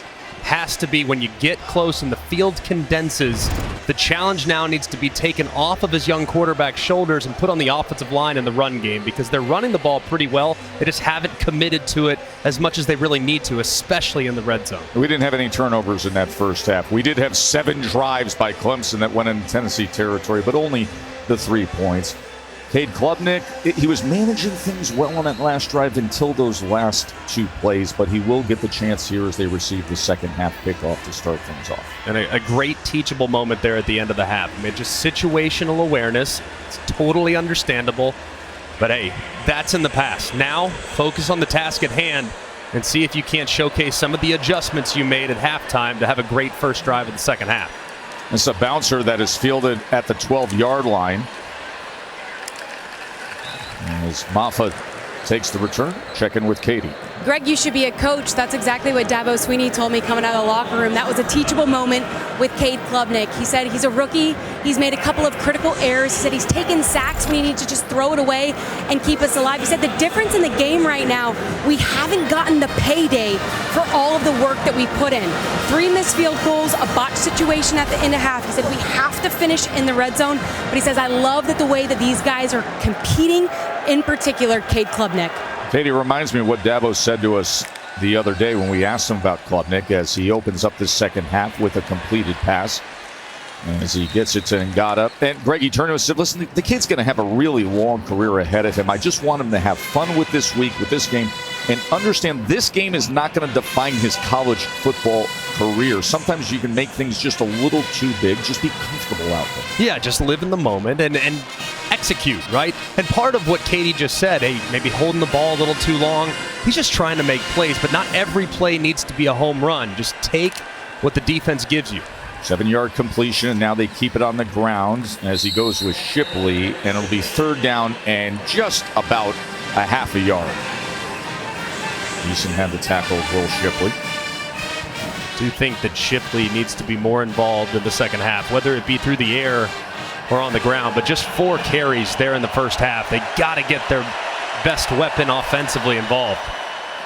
As they do here, and you see him spinning to the 49-yard line for a first down, tackled by McCullough. And consider how many times they have crossed the 50-yard line, as they are right on the edge of doing that again. 36 plays in Tennessee territory in that first half. 36, and no touchdown to show for it. It's really a remarkable stat. I mean, it is amazing. Shipley again, and here goes Will Shipley, and now maybe he is finding his gear. It's a first down for Clemson, finally chopped down by McCullough. And part of that is going to happen, and you're just kind of working some zone reads there towards the end of the first half. There were a couple examples in which Klubnik pulled it on the zone read because they were collapsing on Shipley. Now they're staying wide, and the give read is there. Klubnik keeps, and Klubnik will work his way to the 31-yard line. Similar play there, just an inside zone read. And man on the line of scrimmage collapses, you pull it, and you set up second and short. I don't know why you'd go away from it if you're Brandon Streeter, the offensive coordinator. Just continue to try to pound the football. 2nd and 3, Shipley being very patient and then able to move the chains again. You mentioned Brandon Streeter's first year as the offensive coordinator. He was elevated from being the quarterback coach. He's done a pretty good job, of course, with DJ Uiagalelei's inconsistencies. The offense has been a little up and down. But now he's got a talented young quarterback to work with. DJ, of course, was the starting quarterback the last couple of years, replaced in the ACC championship game by Klubnik, as Shipley is taken down this time by Slaughter. DJ's off to Oregon State, but he graduated from Clemson. That's a point of great pride for Dabo Swinney and everybody around the program. And DJ, for all the inconsistencies on the field, he was a bedrock personality and leader in the locker room, and I know everybody at Clemson will always love DJ Uiagalelei for everything he did there in South Carolina. 2nd and 8. Maffa, as he goes ahead for 3 yards. You know, Cade said that DJ opened his arms to him when he arrived. He was selfless, encouraging, willing to teach Klubnik as they pushed one another for the starting job. Klubnik said he thinks that's rare in the college game when an older guy, a direct competitor, takes a younger guy under his wing and is willing to help him. Cade said he's better for it, and he plans to return the favor for the next guy coming in. We had 2 quarterback rooms here with these 2 teams that have benefited from that. So we heard from Hendon Hooker earlier, detailing a relationship with Joe Milton. 3rd down and 5. Klubnik. Flag comes down as Klubnik just has to launch it away.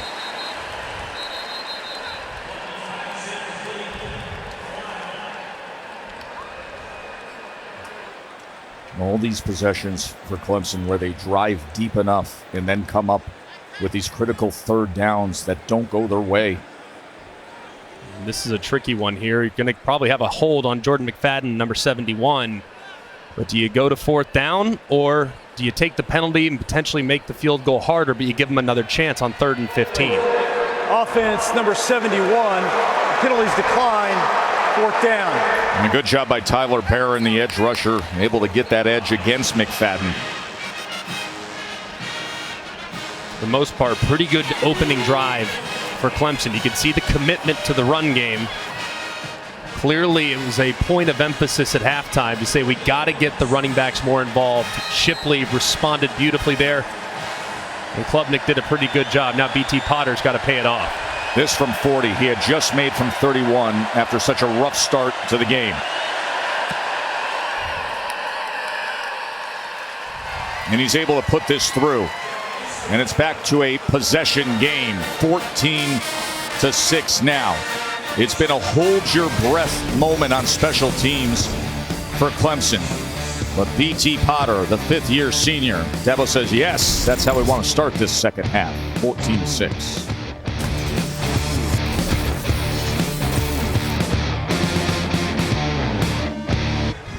Back here at the Capital One Orange Bowl, and aerial coverage is provided by Goodyear, celebrating the challenge of road games everywhere. Are you ready for the road? Goodyear, more driven. It's Tennessee offense, Greg, of course, #1 scoring offense in the country at over 47 points per game. #1, 538 yards per game. They got 14 on the board now and 191 total yards as they're set to get the ball here in this second half for the first time. Clemson just had the field goal on their first possession of the second half.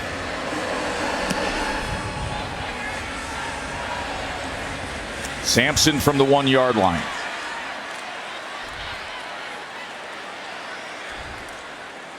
And he is met at the 25. Joe Milton really had a nice first half. I mean, made some great throws, 13 of 18, 155. This first touchdown pass on the double post to Brew McCoy in the back of the end zone, off the charts good. And then you see the flick of the wrist, and Squirrel White, he runs right underneath it.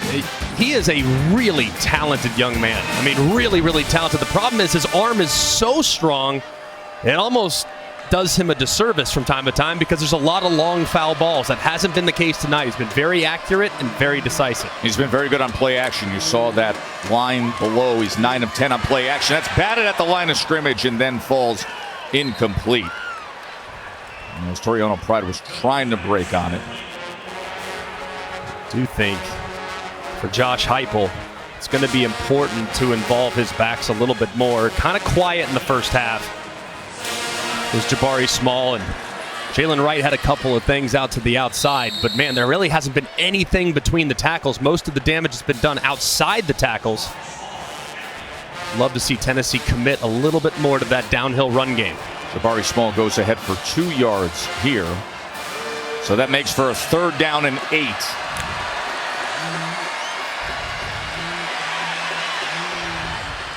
And Milton, incomplete, as he couldn't get it to Jacob Warren, who was just beyond the stick. You see Brian Brzee coming off the field with that defense doing their job again. Now this is really nice from Clemson's defensive front. You got 5 defensive linemen on 5 offensive linemen. It's called 5-0. So every single offensive lineman's on an island. So what does Clemson do? They do a bunch of twists and try to create picks amongst the offensive linemen to force the quarterback out of the pocket. That was nice design to get the offensive line in one-on-one blocking situations. It's going to be tough to hold up against those 5 pass rushers.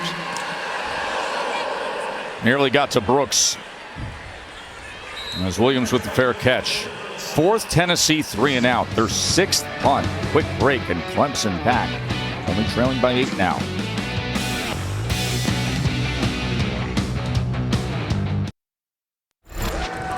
Cade Klubnik's poise as a true freshman has been well documented, but Dabo Swinney says Klubnik plays with so much fire. He's high energy and it's contagious. I asked Cade, what are your greatest strengths? He said, my 2 greatest strengths, leadership and energy, and it's been on display on the sideline here for Clemson. Let's see if it transfers to the field. Yeah, everybody we've talked to in the lead up to this game, Katie, has said that. He's just so fiery, so intense, never stops. And there you see Kim and Todd, his parents, from Austin, Texas. Their oldest son, Reed, was a great role model for Cade. He was a record-setting wide receiver at Yale for head coach Tony Reno.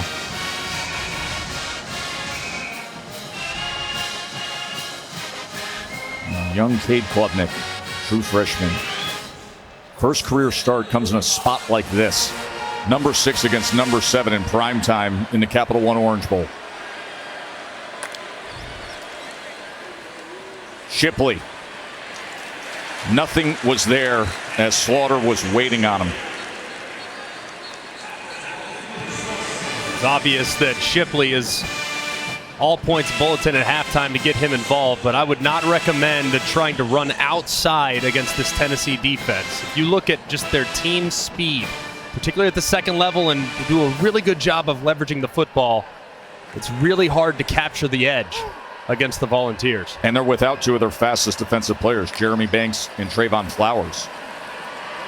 Here's Maffa on 2nd and 9, and once again that closing speed to the edge as they were able to pursue down the line. Joshua Joseph, the true freshman. He was an 82-inch wingspan. He was able to force out Maffa. 3rd down and 8. Let's see what Brandon Streeter dials up. I like the matchup that they can create in the slot with number 84, Davis Allen. He's got so much length. I'd be looking in this direction if I'm Cade Klubnik. 6'6" tight end playing in his last game for Clemson. 3rd down and 8. Does he look that way? Klubnik taken down from behind by Young.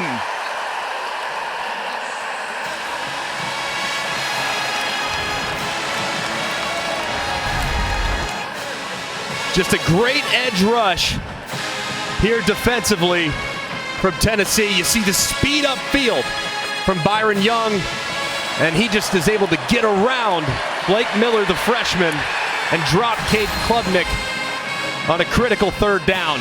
Just great speed, being able to run the loop there for the sack. That's the first 3 and out for Clemson tonight.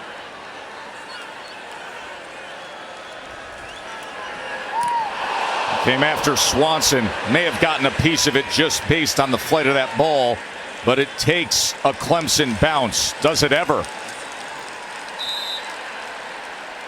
But Tennessee came up big defensively. Their 4th sack. Did they get a piece of this here? It went Superman. Maybe a finger just touched that ball. Flag is down at the 30-yard line. Great effort, and you see the center judge there in the back. He indicated that the ball was deflected. Not sure what the flag was for. It was really, really late. Almost like it was after the play. There's Ben Bolton, who was diving in on special teams. Josh Heupel, who was flagged himself earlier tonight. Well, you saw at the end of that punt, there was that moment where the Clemson player slapped the ball forward. I don't know if that's what possibly they were flagging. So the special teams unit saying, hey, Ben, you went after it there. If the flag is for him batting the ball a little bit further, that's ridiculous. I don't think that's going to be what it is. Got to be something else.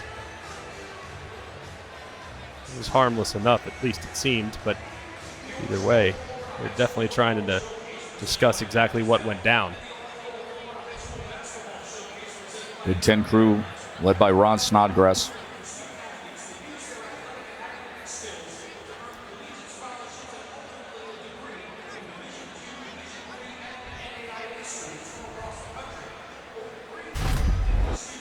This is the end of the play.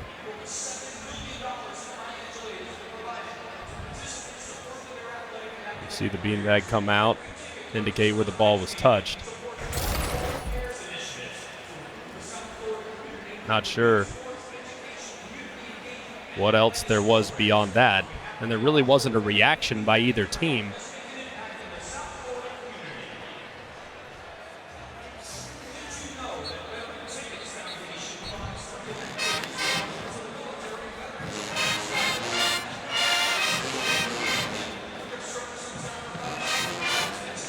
So this matchup of quarterbacks who weren't the starters for the season. Cade Klubnik, 211 yards, 19 of 13.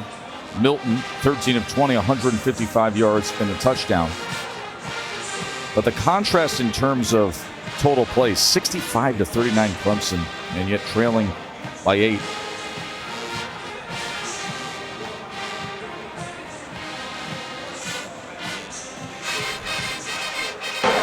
An illegal bat during the kick on the kicking team number 10. Spotted the illegal touching is the optimal spot, 1st down.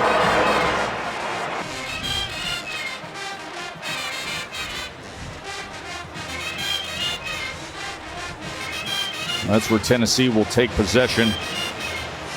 This record-breaking Tennessee offense, number 1 in the country in scoring. But without Jalen Hyatt, the unanimous first-team All-America wide receiver, the Biletnikoff Award winner, who opted out.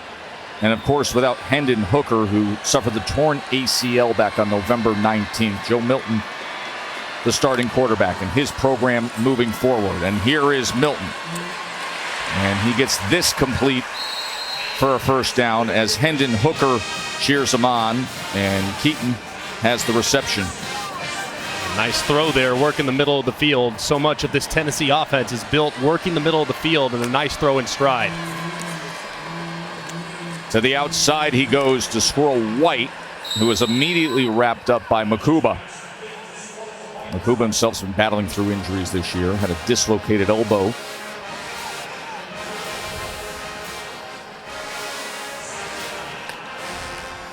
Second down, Milton with blockers in front, and Milton's going to take it for a first down on that quarterback run. Looked like Clemson kind of underestimated the speed of Joe Milton right there as he kind of captured the edge. Greg. I think you're right, but KJ Henry, who's such a critical part of this Clemson defense, is down and writhing in pain.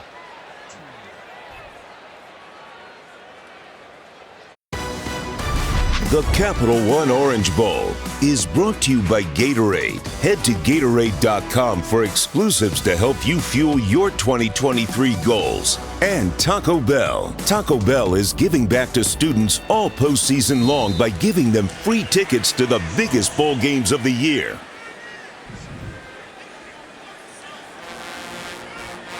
Jabari Small with no gain on that run. But this time Small finds the hole and a flag is down back at the 47-yard line. Holding. Offense, number 75. 10-yard penalty.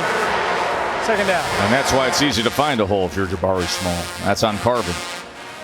Just kind of tugged the jersey, but it didn't look like the hold needed to happen. It looked like Small was already through the hole. It really didn't have any impact on the play itself. Just unfortunate there for Jerome Carvin and the Tennessee offense. 2nd and 21. Big Brian Brzee in that defensive line. They've had some great moments tonight. Can they find a stop here halfway through this third quarter? Here's Milton. He's got tons of time, and he drives the ball, and it is battered away by Nate Wiggins. Wiggins, who had a huge moment in the ACC championship game, a 98-yard pick six. Man, really close here, just unlucky. If you're Joe Milton, you throw a very accurate throw, trying to work Keaton on the in-breaking route. Keaton stopped, though, and kind of slipped as he was coming out of his break. 3rd and 21. Watch the pressure here, and looks like maybe Clemson will adjust, but watch for this blitzer. If he gets up there close, that could be a guy that could overload the protection. They got both safeties coming off the edge. Milton steps up, gets free of it. But then tracking him down and bringing him down is Barrett Carter. Great play for Clemson.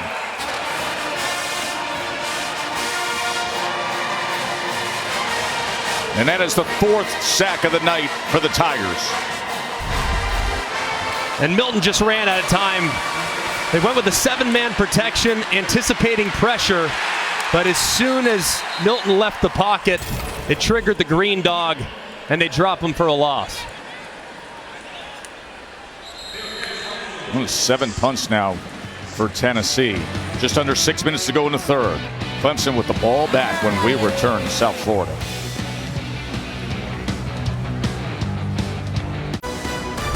The Capital One Orange Bowl is brought to you by Gatorade. Head to Gatorade.com for exclusives to help you fuel your 2023 goals. And Taco Bell.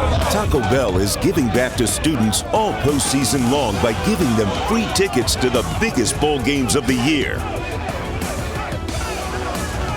Think Tennessee's had a little fun coming to South Beach?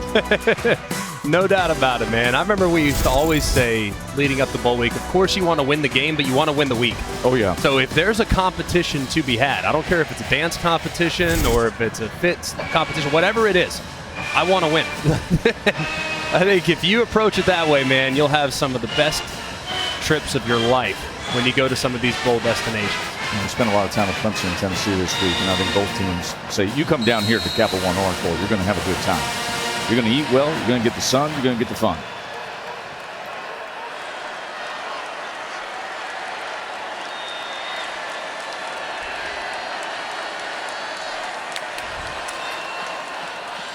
Shipley,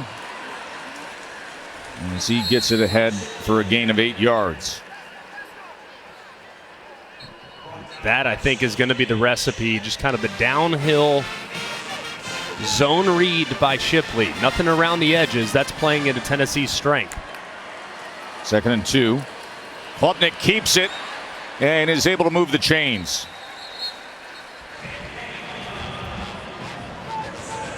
At some point, too, Klubnik's an excellent deep ball thrower. You go with that heavy ride, and then you turn it into a play action, and if you see if you can't catch those safeties sleeping with their eyes in the backfield and throw it over their head. This is Shipley again. Shipley, who, by the way, a 4.0 GPA and was named Academic All-American. Brother James plays lacrosse, Ivy League lacrosse at UPenn.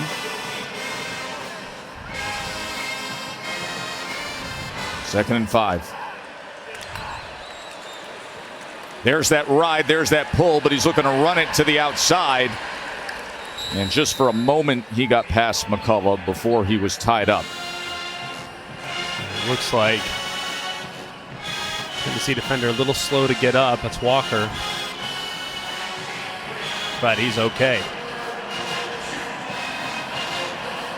3rd and 2 for Clemson and the true freshman quarterback.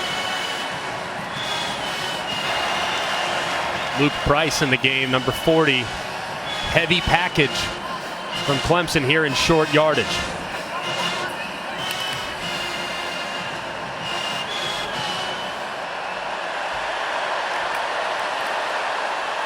Shipley on 3rd and 2, and Shipley will have another first down for the Tigers.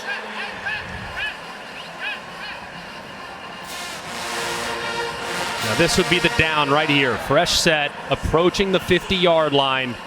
This would be the down where I'd go heavy play action and see if I can't throw it over the top. I'd try to hit Antonio Williams, who's located in the slot down here. I'd try to hit him on a vertical double move right up the hash on the deep ball. Klubnik goes to the other side and is able to come back to Brenningstool. And Brenningstool, the blockers in front, and a good play for another first down. And now Clemson's in business again. A nice job, too, on the left side by Jordan McFadden.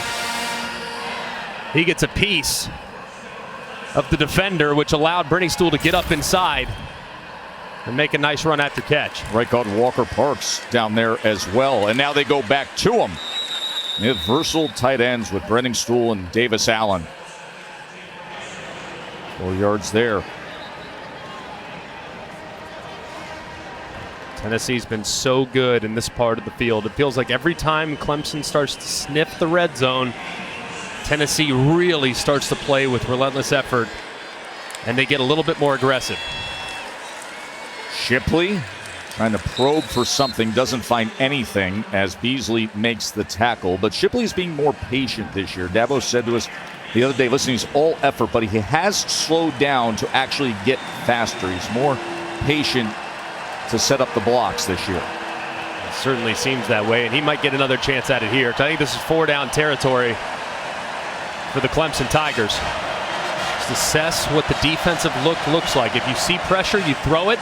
If it looks like a favorable run look, you run it. And right now, based on how they're lining up, it looks like pressure's going to come off the left-hand side with number 24, Beasley. 3rd and 5. Klubnik looking to run it himself, and he's just tripped up by Jawan Mitchell. Great tackle there by Jawan Mitchell to set up the 4th and short. Just awesome job in the open field. Responsible there for the quarterback run, and he makes the shoestring tackle to set up a critical 4th and short. Here we go. 4th down.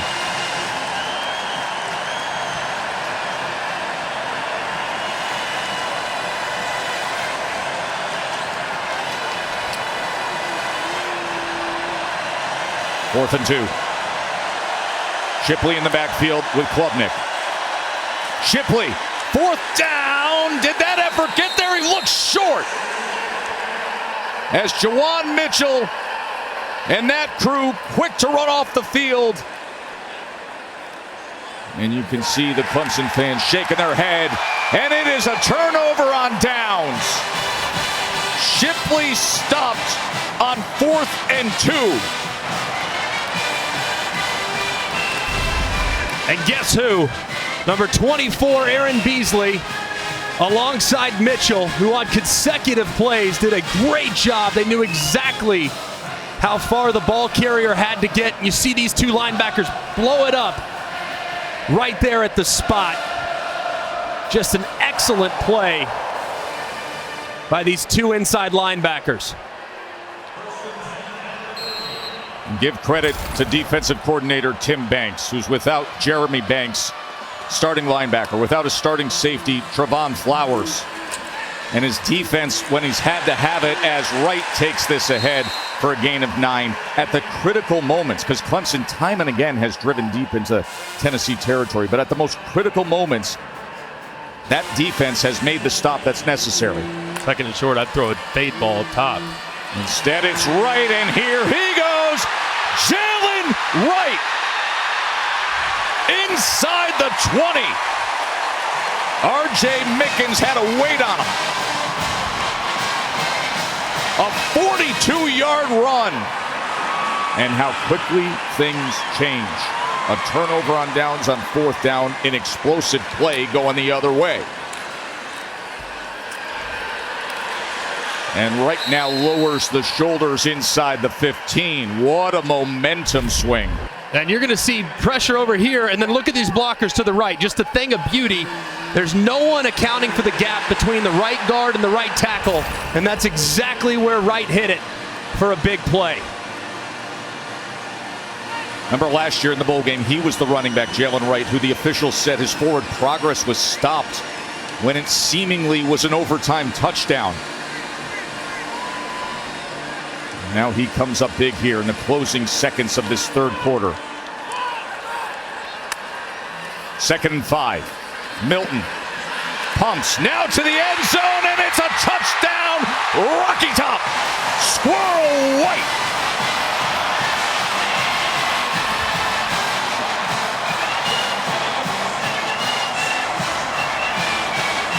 Quick strike offense again by the Vols. Shipley was stopped on 4th down.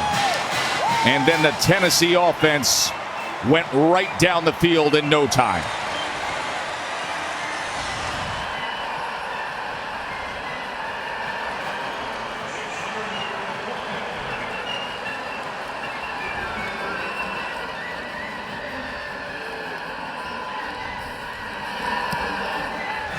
As McGrath puts it through. It only took a minute 22, Greg, for Tennessee to do that. And this is all manipulating a defender by Joe Milton. It's a thing of beauty. Watch, his eyes are going to be to the right, and they're going to scan all the way back to the left. And as a result, you're going to have that safety vacate the middle of the field, and that's exactly where he throws it. Look at the safety run to the left, and he throws it right in behind his ear. That's a great job there by Joe Milton, making sure he moves that defender, R.J. Mickens, and he throws a strike in the back of the end zone. You see the pump fake as well. That's just defender manipulation. That's a veteran player that did a terrific job making a play for a big touchdown for Tennessee. Congrats from Josh Heupel, and then the return to his best friend, his roommate, the guy who was the star quarterback, Hendon Hooker. What a special relationship they have. You know, guys, in a world where guys transfer multiple times because they want a job immediately, Heupel said Milton was real with himself at the end of last season. He knew there were areas that he needed to improve upon, but he could see himself being successful in this system.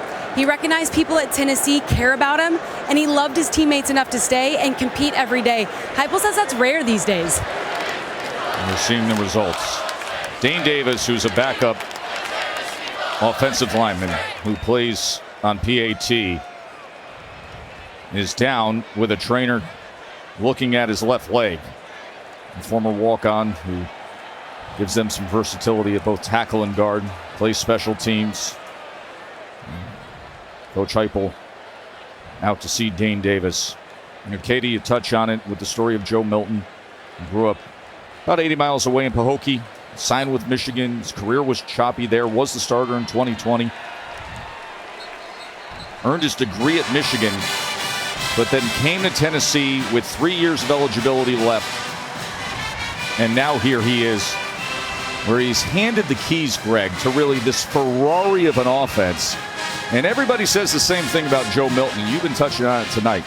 The arm strength is there. The arm talent is there. If he can just rein it in, settle in, he's going to be something special. I'm telling you, man, he is electric from a talent standpoint, Yes. right? I mean, that's half the equation. Now it's about being able to harness that power. I mean, having raw horsepower is great, no doubt about it. And NFL scouts all over the place will salivate at the idea of bringing him into their organization. And if there's one thing we've learned, think about how many guys you get an offense that is so quarterback friendly like you're going to see here. 1 year in this offense, and you could skyrocket all the way up to the top of the draft. I mean, look at Cam Newton 12 years ago. It can be done in 1 year now more than ever before. Here's Shipley on the return. And it's a good one out to the 30-yard line. And that'll cap the third quarter. A third quarter where it looked like Clemson was in position to potentially tie it. Instead, Milton and the Vols come right down the field after the defense did their job. 21-6, Tennessee. Glad you're with us here from South Florida watching the Capital One Orange Bowl. Joe Tessitore, Greg McElroy, Katie George. As Tennessee has a 21-6 lead, and you have a great few days of football ahead of you. Tomorrow's the college football playoff semifinals at 4 and 8. Monday at 5 o'clock, it's the Rose Bowl game presented by Prudential. Penn State and Utah. Monday Night Football is the Bills and the Bengals. You and I are going to be on a plane to Atlanta tomorrow to take part and help with the coverage. National radio call of Ohio State and Georgia. Georgia again in Atlanta, Greg. This is going to be game number 3 in Atlanta for the number 1 team in the country. Klubnik, quick out, goes to Ngata. Of course, they won the SEC championship over LSU with 50 points and 549 yards of offense in that building. It's going to be an awesome atmosphere tomorrow. I think both semifinal games have a chance to be really good. I am very excited about those teams taking the field and seeing what they came up with over the last few weeks. Maffa is wrapped up by Beasley. I feel like we've been calling Aaron Beasley's name about every other play. He's been all over the place. I mean, I think he's in the running for the MVP at this point, that's for sure. But absolutely imperative for Clemson to get 6 points on this drive. Obviously, time not of the essence, still a 2-possession game, but they have to get some points here. 2nd and 7. Klubnik goes underneath. First man misses against Ngata, and Ngata slips and gets a first down as he advances it past the defender.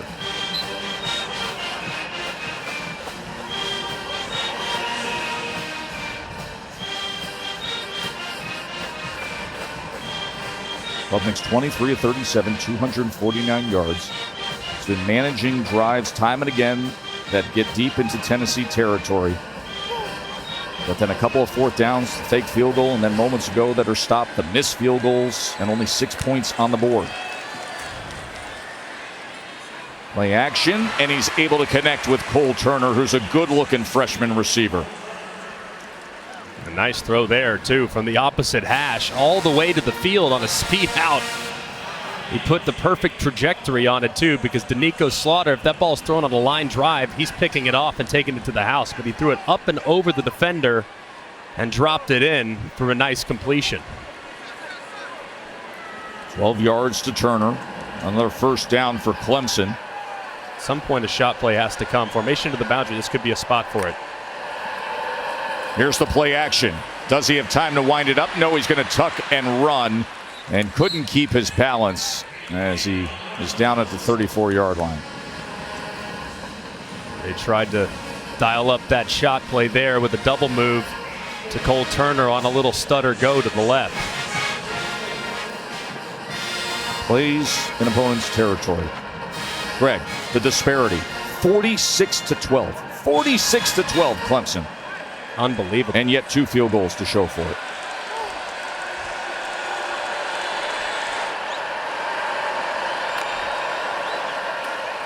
Klubnik on 2nd and 6. All the way back to midfield. Be 3rd down. And this right here, Klubnik is working against a 3-man rush. Only 3 Tennessee defenders are applying pressure, and yet he's just dropping way too deep. The pocket's good. There's no reason to go anywhere. Look, it's hanging. There's nothing there, nothing there. Just step up, as opposed to running to your right-hand side like most right-handed passers have a tendency to do, and then you're just running basically into trouble. The pocket was true. Stay in there and see if you can't negotiate a defender. And if you have to throw, or if you have to run vertical. 3rd and 6. Play clock counting down. And as he checks down and goes to Brenningstool, turns the corner, lowers the shoulder, and with that effort will have the 1st down as he met up with Slaughter. Yeah, really good block on the perimeter by Brandon Spector. Had to hold it forever, but he was able to secure the edge for Brenningstool for the conversion.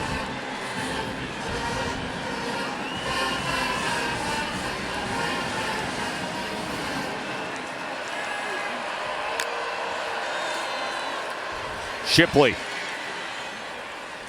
He's able to get it just inside the 20-yard line. Under 12 minutes to play, trailing by 15.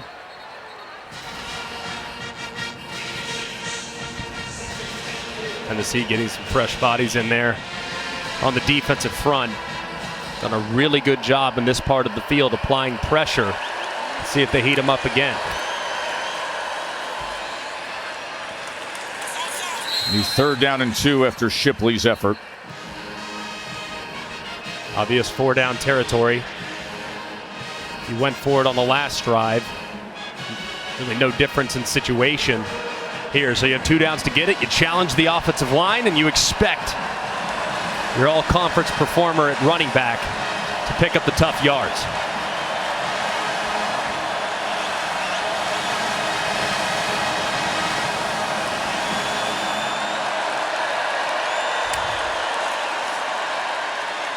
Shipley gets it and more. 1st and goal, Clemson.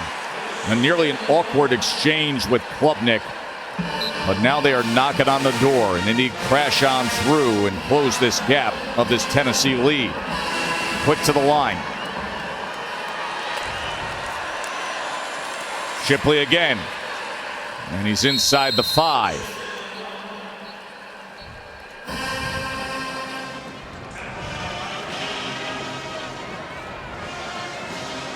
The time of possession just being dominated here by the Clemson Tigers, starting to take its toll a little bit.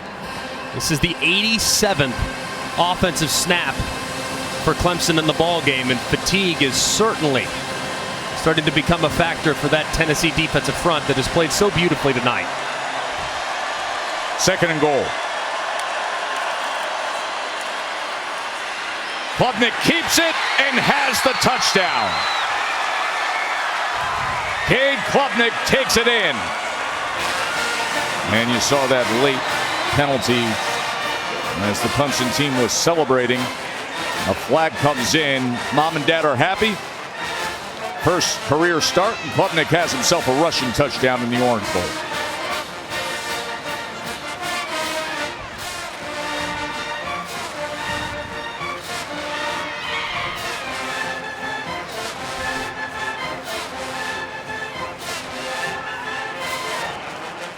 It's going to be against Tennessee.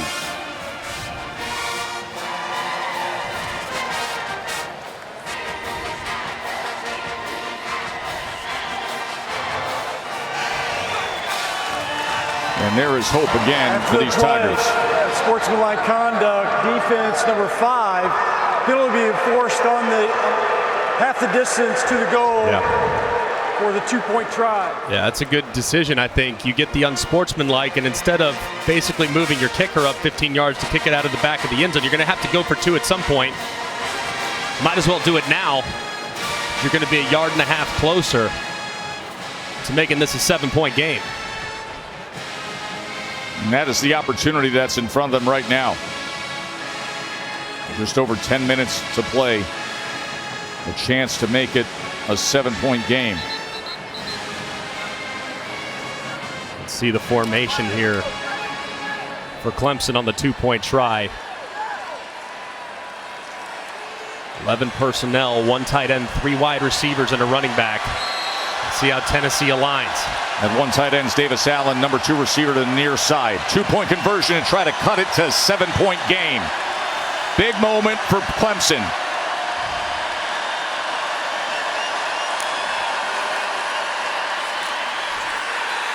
And he's in. Will Shipley takes it in for the 2-point conversion, and Clemson cuts it to 7.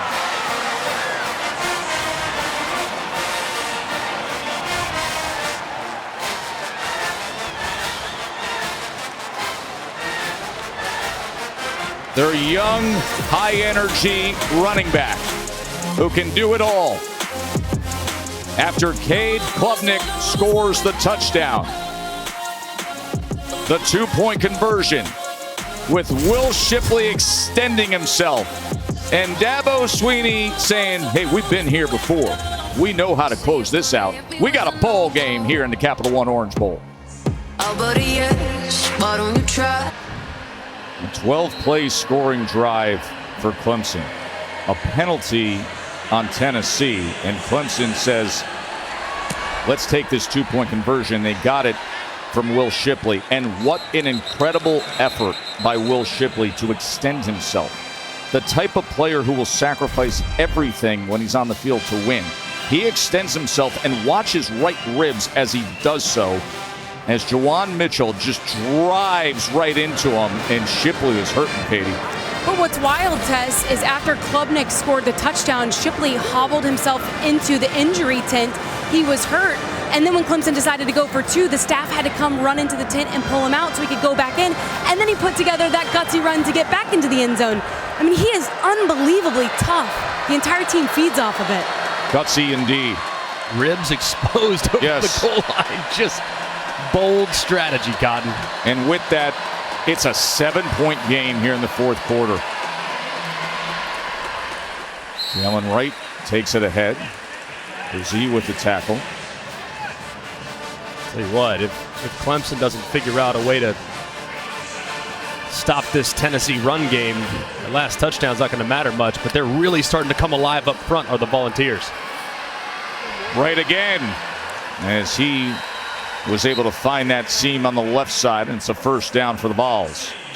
So much about what we've talked about in the open is that this Tennessee offense, all the love has gone to the wide receivers, but the dirty work and the run game is really what makes this offense go. This time Carter with the tackle. There's Wes Goodwin, his first year as a defensive coordinator, replaced Brent Venables, who of course became the head coach at Oklahoma. 10 years Venables was on that job at Clemson.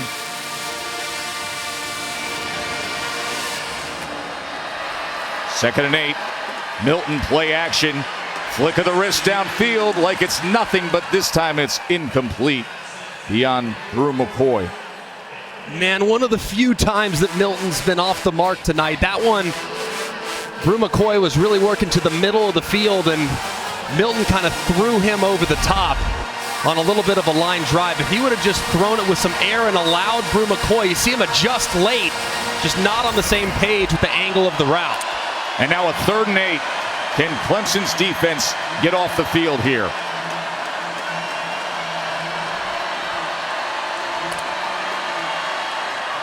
Keep an eye on Squirrel right here in the slot up top.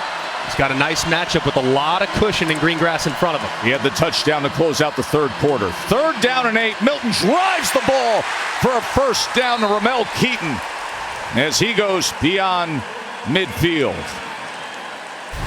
man. Great timing on this throw. There's a defender right there in the middle of the field. And because Milton throws it with great timing, there's no one there for Makuba to block it down. Milton gonna take a shot wide open, and just strutting in is Keaton. Joe Milton does it again.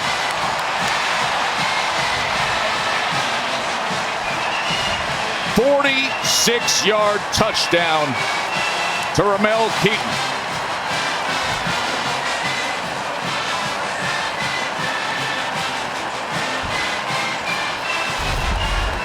What an answer by the Tennessee offense. Clemson starting to sell out against the run. They recognize the one-on-one down the field, and Keaton runs a beautiful route and gets behind the defender for the easy touchdown.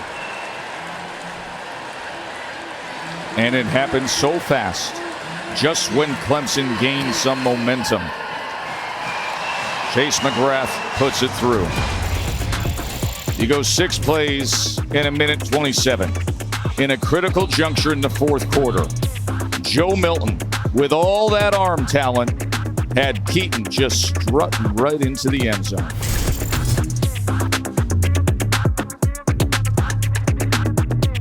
The Capital One Orange Bowl is brought to you by Capital One.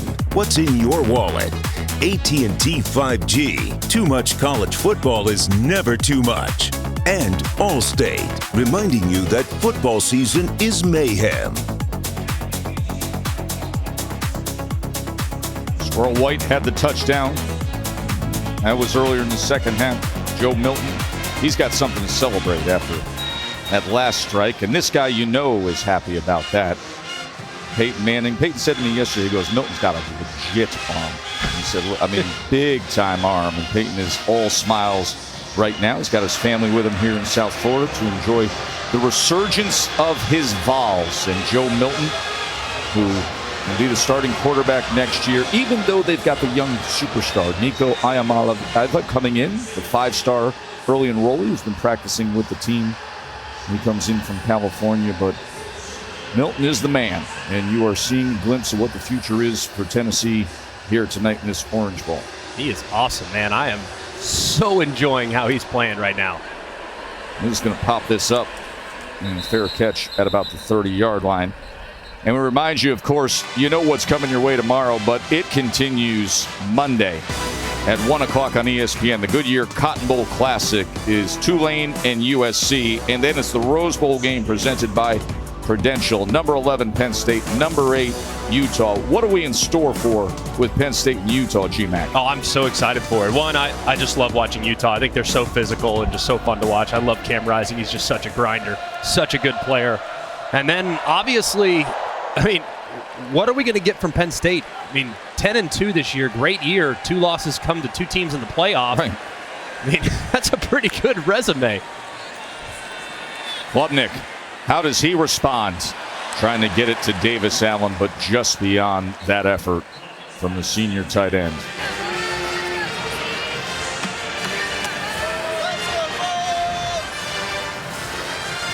Got to be so impressed with how Tennessee's defense is held up tonight. I know they've given up some yards, but in a bend-don't-break world, I mean, what more could you ask for? They've faced 88 offensive snaps. They're giving up less than 5 yards of play, and they've harassed the quarterback all night long.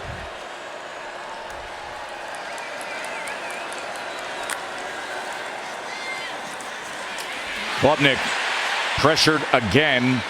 Was able to get it to Ngata. The 3rd and about 8.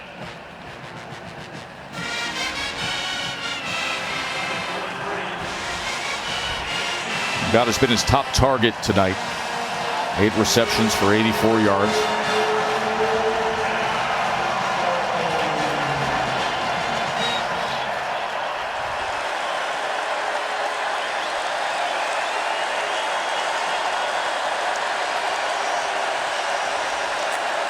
Third and 8 for the true freshman quarterback.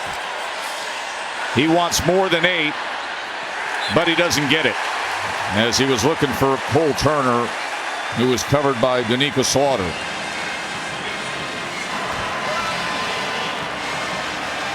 Terrific job by Danico Slaughter. Beat initially, but look at him catch up. But instead of collisioning the wide receiver, he looks back and goes and tries to make a play on the football. The officials, you can have contact. There's nothing wrong with contact as long as the defender is trying to make a play on the ball. That's exactly what happened right there. Just perfect execution as Clemson's going to leave their offense on the field. From their own 33-yard line, a 4th down and 8 with just under 8 minutes to play. Watch pressure, empty look. Keep an eye on 24. Right here, he might overload the protection. 4th down and 8 from their own 33. Klubnik all the way back to his own 10. Throws it up for grabs, and it is intercepted by the Vols. That's Tamarian McDonald with the pickoff on a desperation 4th down as Byron Young was all over pressuring Cade Klubnik.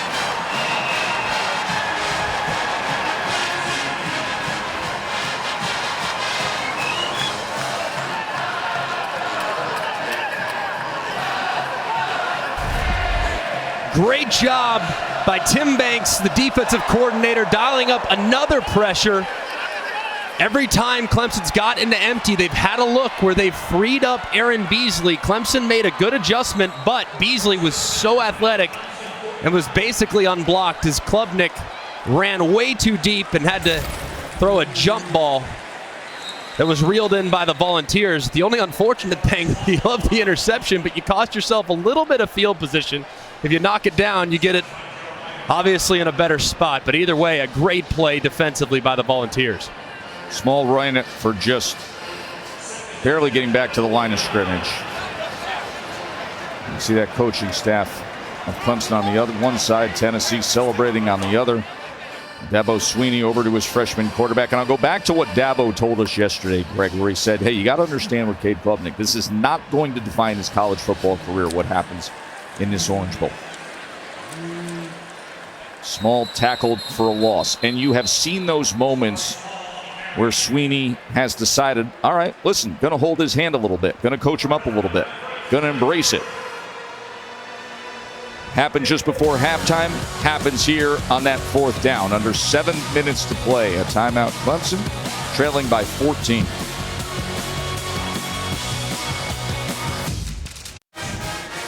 Hard Rock, home to the Capital One Orange Bowl, and aerial coverage is provided by Goodyear. Road tested, game ready. Are you ready for the road? Goodyear.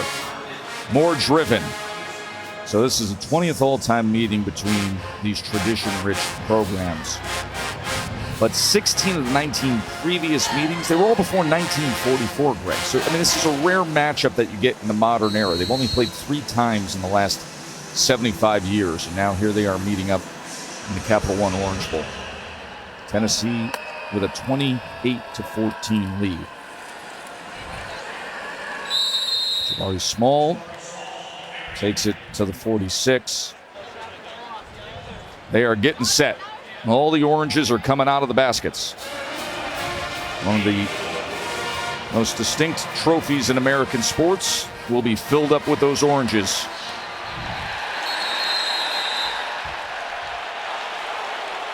And a timeout was used by Clemson before that snap. They caught Clemson in a mass substitution, assuming that Tennessee was going to punt it. Clemson's entire defense starts running off the field, and then all of a sudden Tennessee tries to go hyperspeed and try to catch them with several guys on the field, and Dabo Swinney wisely called a timeout. Reminder, tomorrow's the college football playoff semifinals on ESPN. Number 2 Michigan, number 3 TCU in the Verbo Fiesta Bowl. That's at 4 Eastern. And then at 8 o'clock, Chick-fil-A Peach Bowl, number 1 Georgia, number 4 Ohio State. Time for the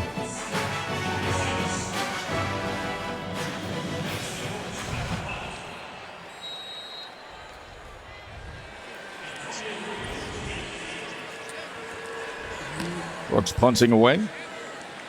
Williams fair catch inside the 10-yard line. AT&T countdown to the college football playoff. national championship. As we get set tomorrow for Ohio State and Georgia from Atlanta, Greg. Look at that. Of course, Clemson, no stranger to the college football playoff since its inception back in 2014. And Ohio State there for the 5th time. Oklahoma, you see on the list, the only team in that bunch that has not won a playoff game. But either way, should be a fun one tomorrow. And maybe the Buckeyes can pull off some magic like they did 9 years ago. Yeah, they were the 4 seed then. Had the wins over number 1 Bama, number 2 Oregon. Klubnik from his own end zone. As he should have had it to Ngata, and Ngata dropped it.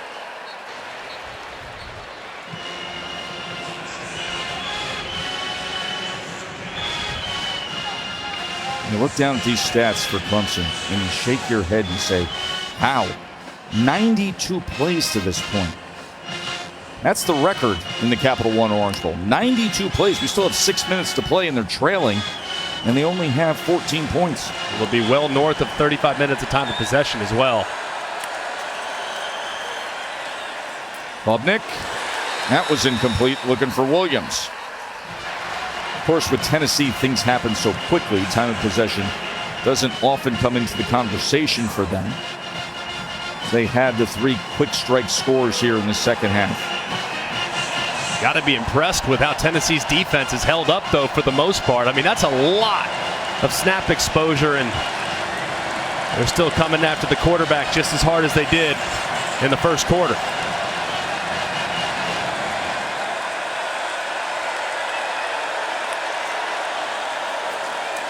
Third down, Klubnik again, extending the play from his own end zone, giving directions now downfield and incomplete.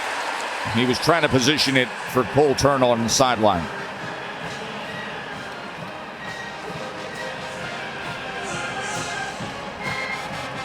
It's almost impossible to justify going for it here. I mean,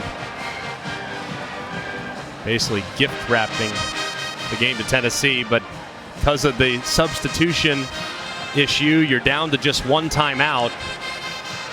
Tennessee can obviously put this thing away with a couple first downs, and probably only a first down or 2 away from field goal range to begin with when they receive this punt.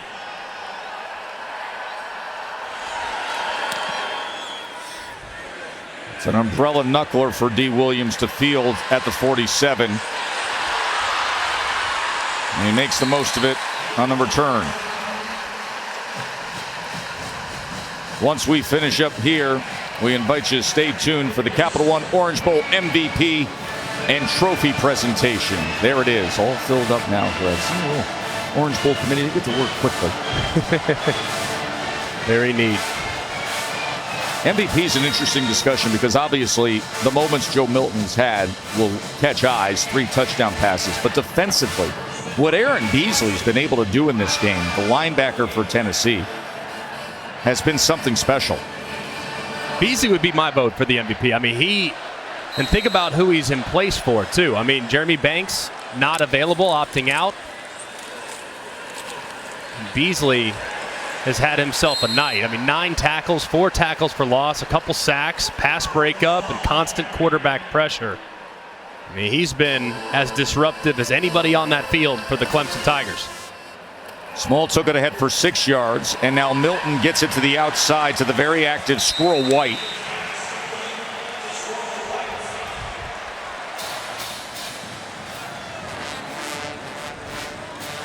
No Cedric Tillman, no Jalen Hyatt, Jimmy Callaway and Jimmy Holiday transferred out, so they were thinned out at receiver.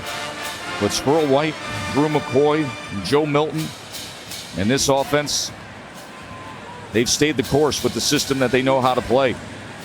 And a veteran quarterback who you can see him just embracing this opportunity. We've also had some guys really step up at wide receiver. Ramel Keaton as well. Ramel Keaton has been huge, and Squirrel White, tons of volume, 10 targets, 9 catches, 108 yards, just that reliable piece there in the slot, so important to what they do in this offense.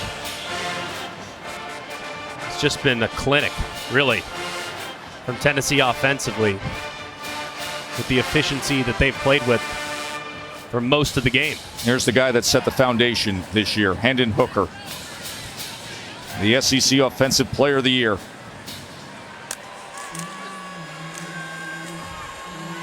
Milton was brought down after going ahead for just a yard by KJ Henry.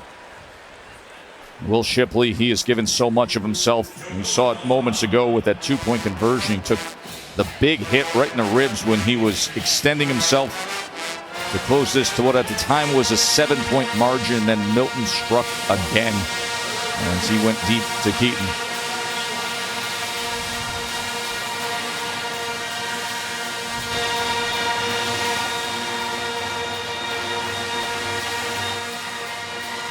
And obviously put the game on ice with a field goal, but you got to wonder, they try to go for the jugular here. 3rd and 9. Trying to extend and get to it was Milton, but he will be short as Jeremiah Trotter was able to make the tackle. There is Trotter, second-team All-American. And timeout used by Clemson. We'll take a short break. Tennessee looks to put this away.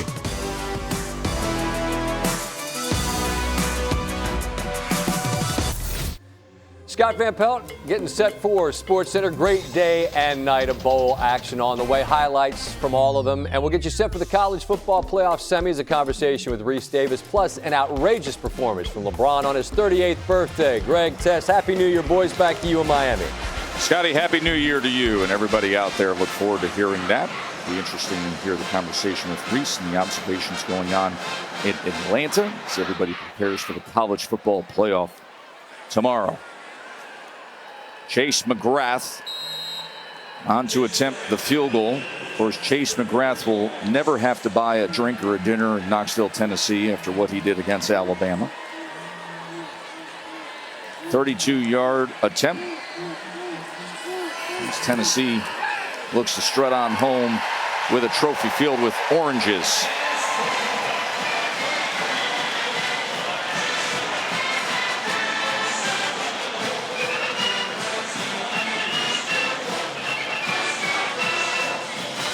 Reminder that after the game, stay tuned for the Ram Trucks post-game on ESPN.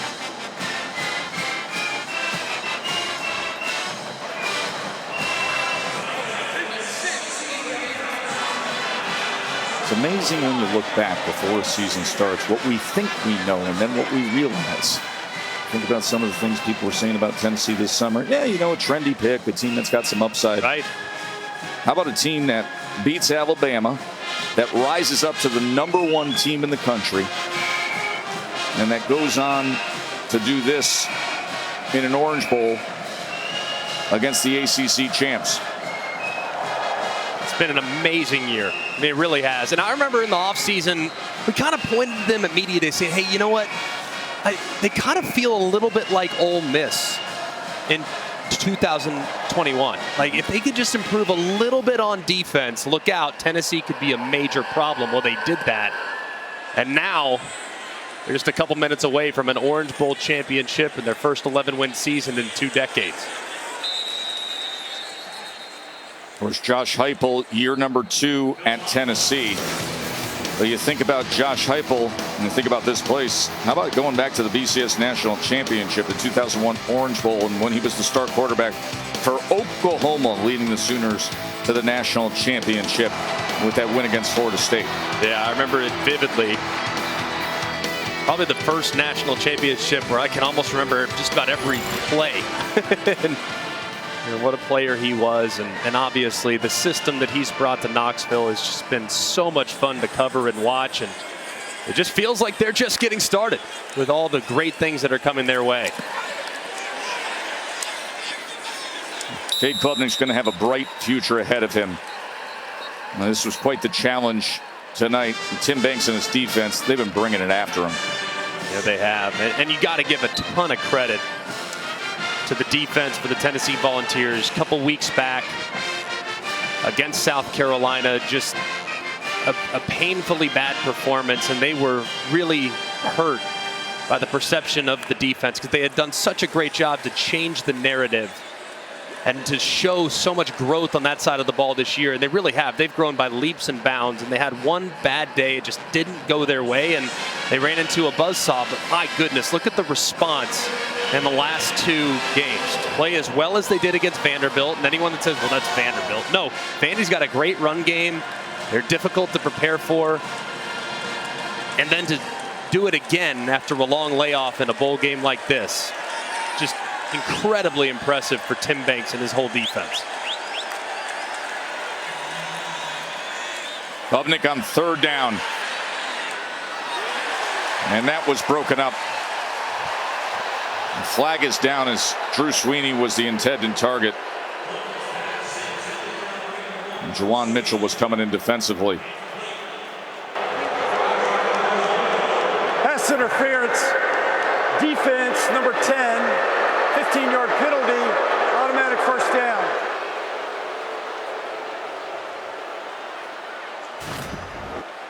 Let's take a peek at it. Yeah, as you can see, it does look like Juwan Mitchell, as he was trying to break it up, arrived just a little bit early. Yeah, as you can see, that left arm wrapping around the intended wide receiver through Sweeney. And that was a good call by the official. You see Ngata a little banged up on the play as well. He's had the ball thrown him 11 times tonight. 8 catches for 84 yards. He's been dealing with injuries throughout his career. Ngata still has that extra COVID exempt year, could return next year.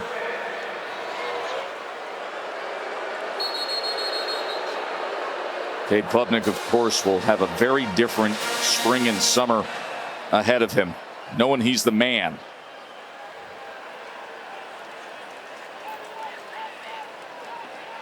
It's so hard to play at an insanely consistently high level as a true freshman. I mean, guys like Trevor Lawrence ruin it for everybody. I mean, they really do. I mean, those guys are generational, and Klubnik's going to be a really good player, but you can see at this point of his career, has a little bit of growing up to do. The talent is there. Like that, where he hits Adam Randall when he had a defensive lineman right on top of him. Reception by Randall, who tore his ACL in the spring. I remember as a young player too, I remember coach saying, your highs are too high for the high and too low for the low. You just have to even that out and become a more predictable player, and that's going to be the task for Klubnik in the offseason. This floats up there and falls incomplete. It was nearly intercepted by Wesley Walker. Being solid, simply solid and reliable is a skill. Predictable. That's a talent. Predictability is the best ability. Well, availability too, and dependability. There's a bunch of very important abilities, Joe.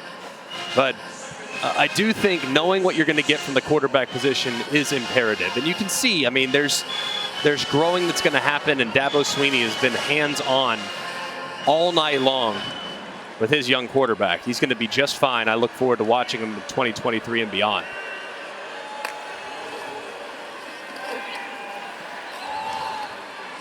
Good job finding that pocket between the corner and the safety as he hits Davis Allen. Big Joe Milton, what a day for him. 3 touchdown passes. He's out there. He's inspired by his roommate, his best friend, Hendon Hooker. So going out and playing for Hendon, who put so much into this season, put them in position to contend for the college football playoff with a record-setting offense. And now it's Joe who's delivering. As Randall gets another reception, another first down in the final 2 minutes here for Clemson. And there is Hendon Hooker on crutches. A great conversation with Katie earlier about what it means to be here and supporting this team. By the way, Hendon Hooker's family also came down here to Miami for this Orange Bowl to support the teammates. It's so cool, man. I mean, what a great guy and what a great story he was all season long. And we look forward to following his draft process and Be a fan of his wherever he ends up. Bubnick to the end zone. And that ball is intercepted by Wesley Walker. An interception by Walker on what was Clemson's 100th play run.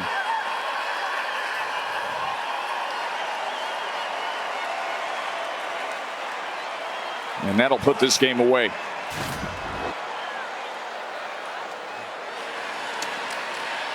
Just kind of throws it up for grabs, a bit of a prayer. How about Walker having the wherewithal to, no, I'm not going to do it. Wanted to take it back, but resisted the urge to leave the end zone. And now when his offense is on the field, won't have to take a knee at the 1 yard line. So good decision there from the defender.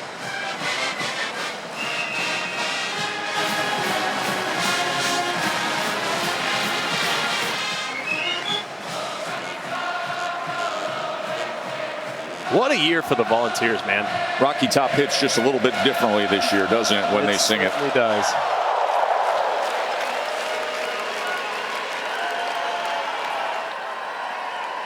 It's great to have Tennessee back, man.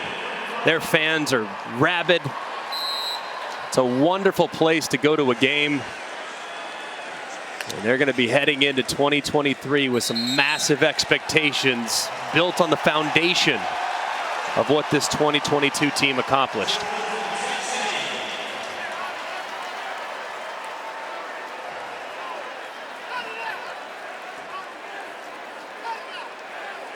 Josh Heupel, year number 2 at Tennessee. And this is now the reward they get. The 44-year-old who now will have 6 wins over ranked opponents in just 2 seasons.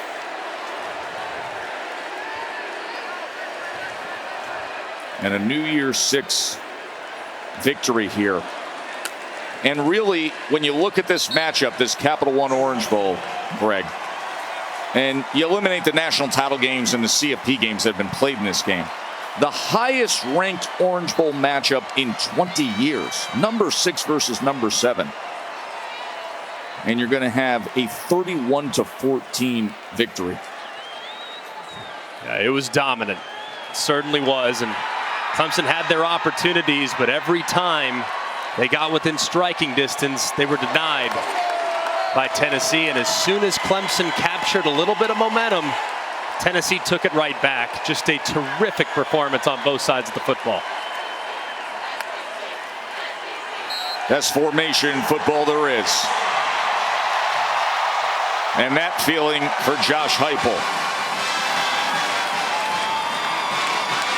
The Tennessee Volunteers are the champions of the Capital One Orange Bowl.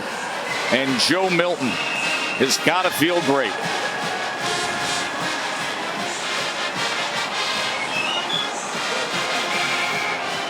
(31-14).